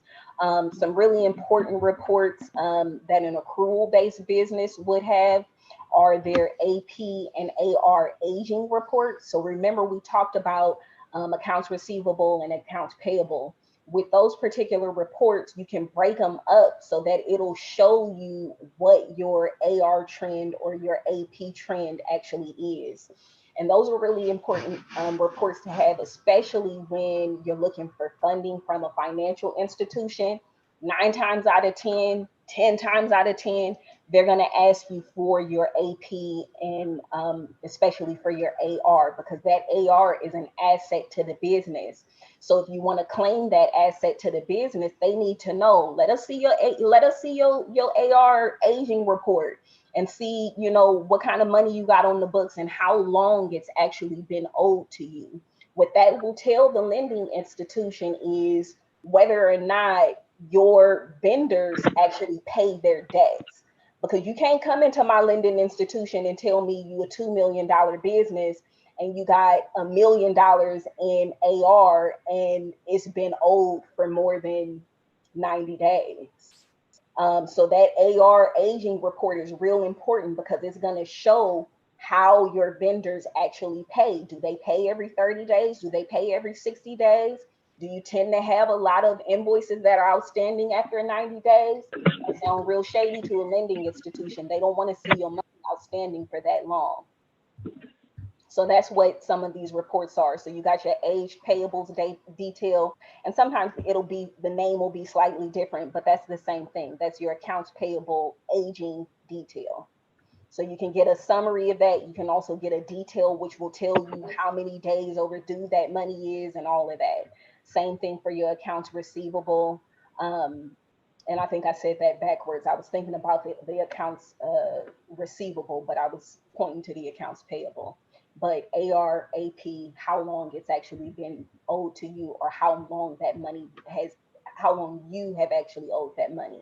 So that's what your AP aging report will tell. It'll also tell the lending institution, um, do you make good on your debts?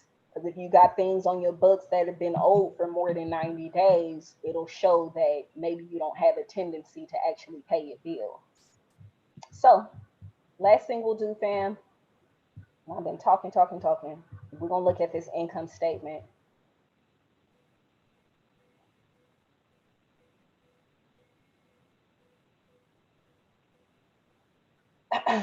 Okay, so this is giving us an aggregate. It's just giving us whole numbers, but we should be able to break this up so that it'll give us a month by month comparison, like it did on the completed financial statement that we actually looked at. So the date range for this, and that's fine, is January 1st through December 31st. So it's the whole calendar year. Let's tell it to, it looks like it only want to break it down into quarters, but why wouldn't it give us a month by month?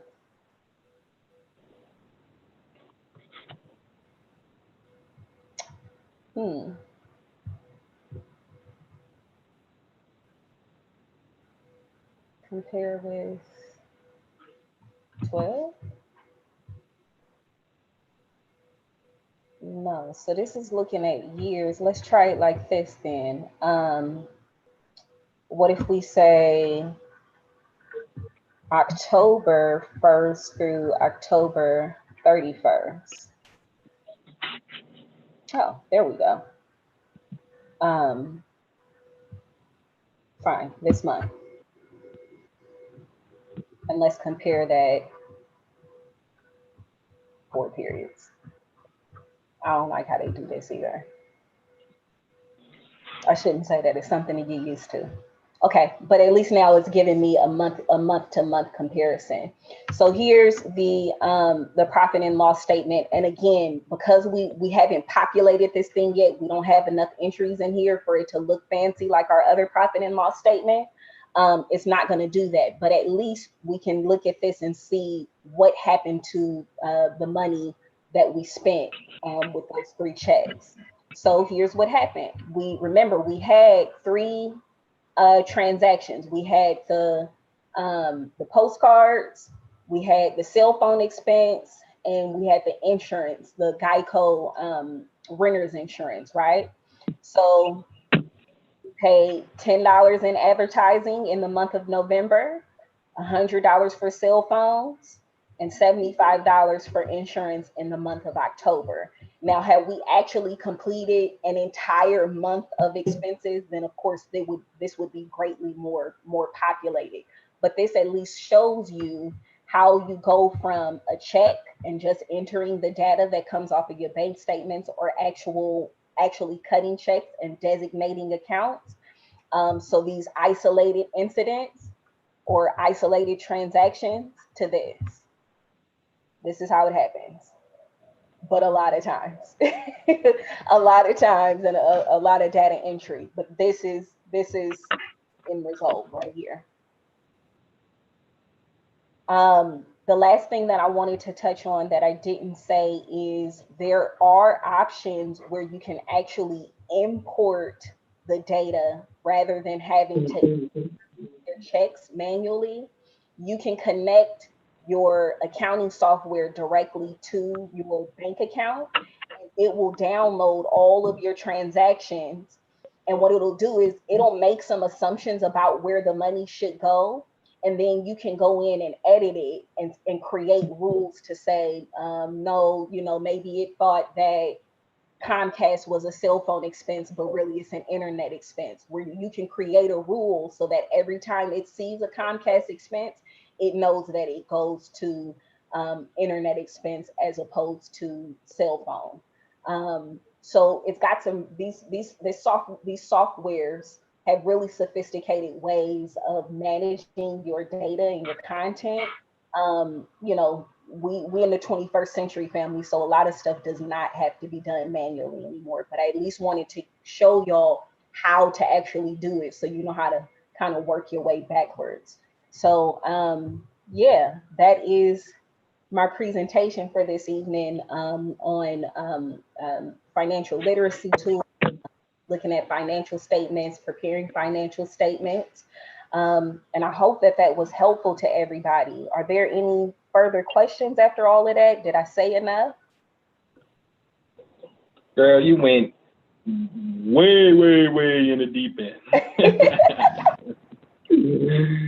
Yeah, let me see. No, man, everybody with you though. Everybody's saying great info. I don't see nothing on YouTube. I don't see nothing over here inside of Zoom. Okay, cool. It was very informative. Thank you so much. Thank you. Yeah, you got some thank yous, informative. That's what it is. Wonderful. Thank you all, family. Thank you all for your time. Thank you for your energy, attention, and all of that good stuff.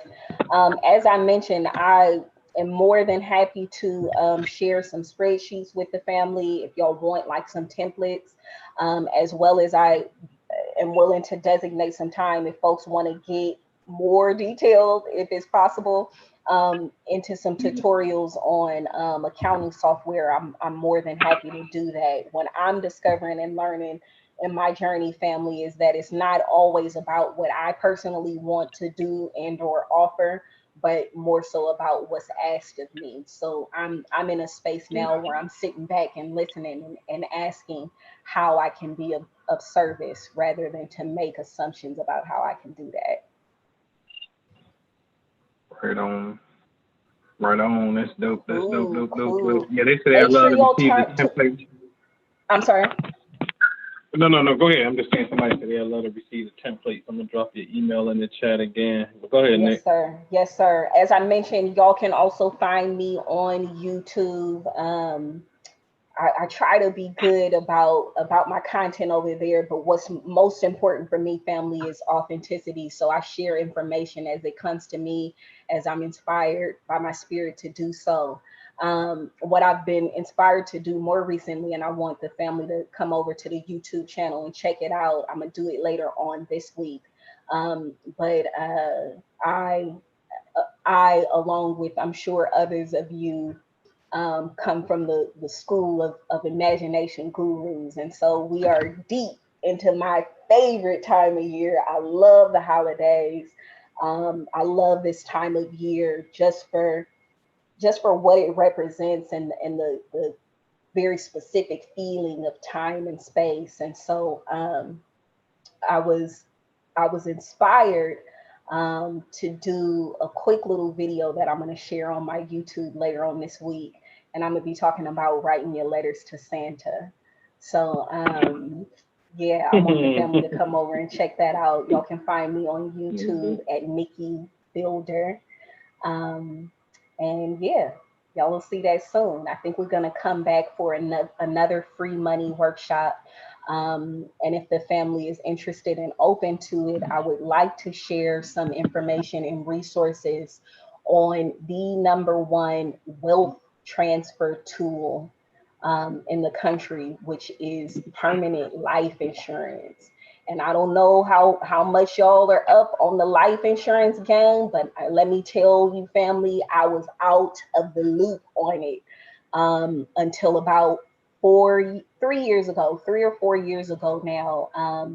I got my wig split with some information about permanent life insurance. And for me, going into it, I didn't know nothing about that game. I thought life insurance was just about preparing for, dying and burial expenses.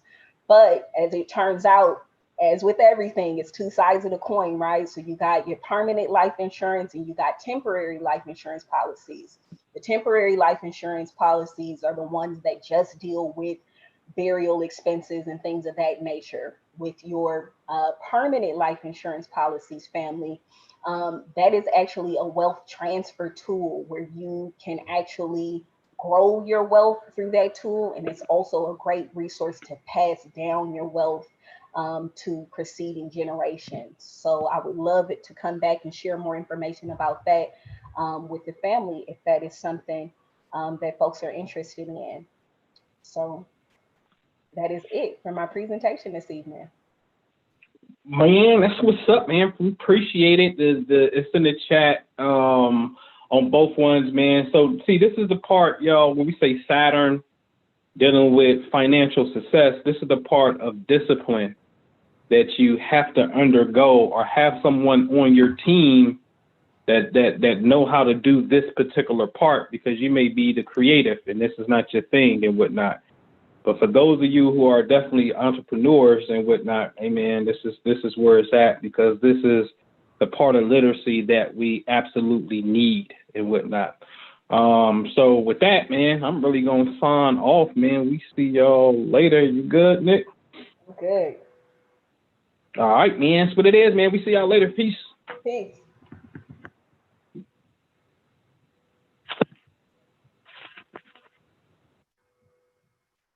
I gotta close it, number. Okay, here we go.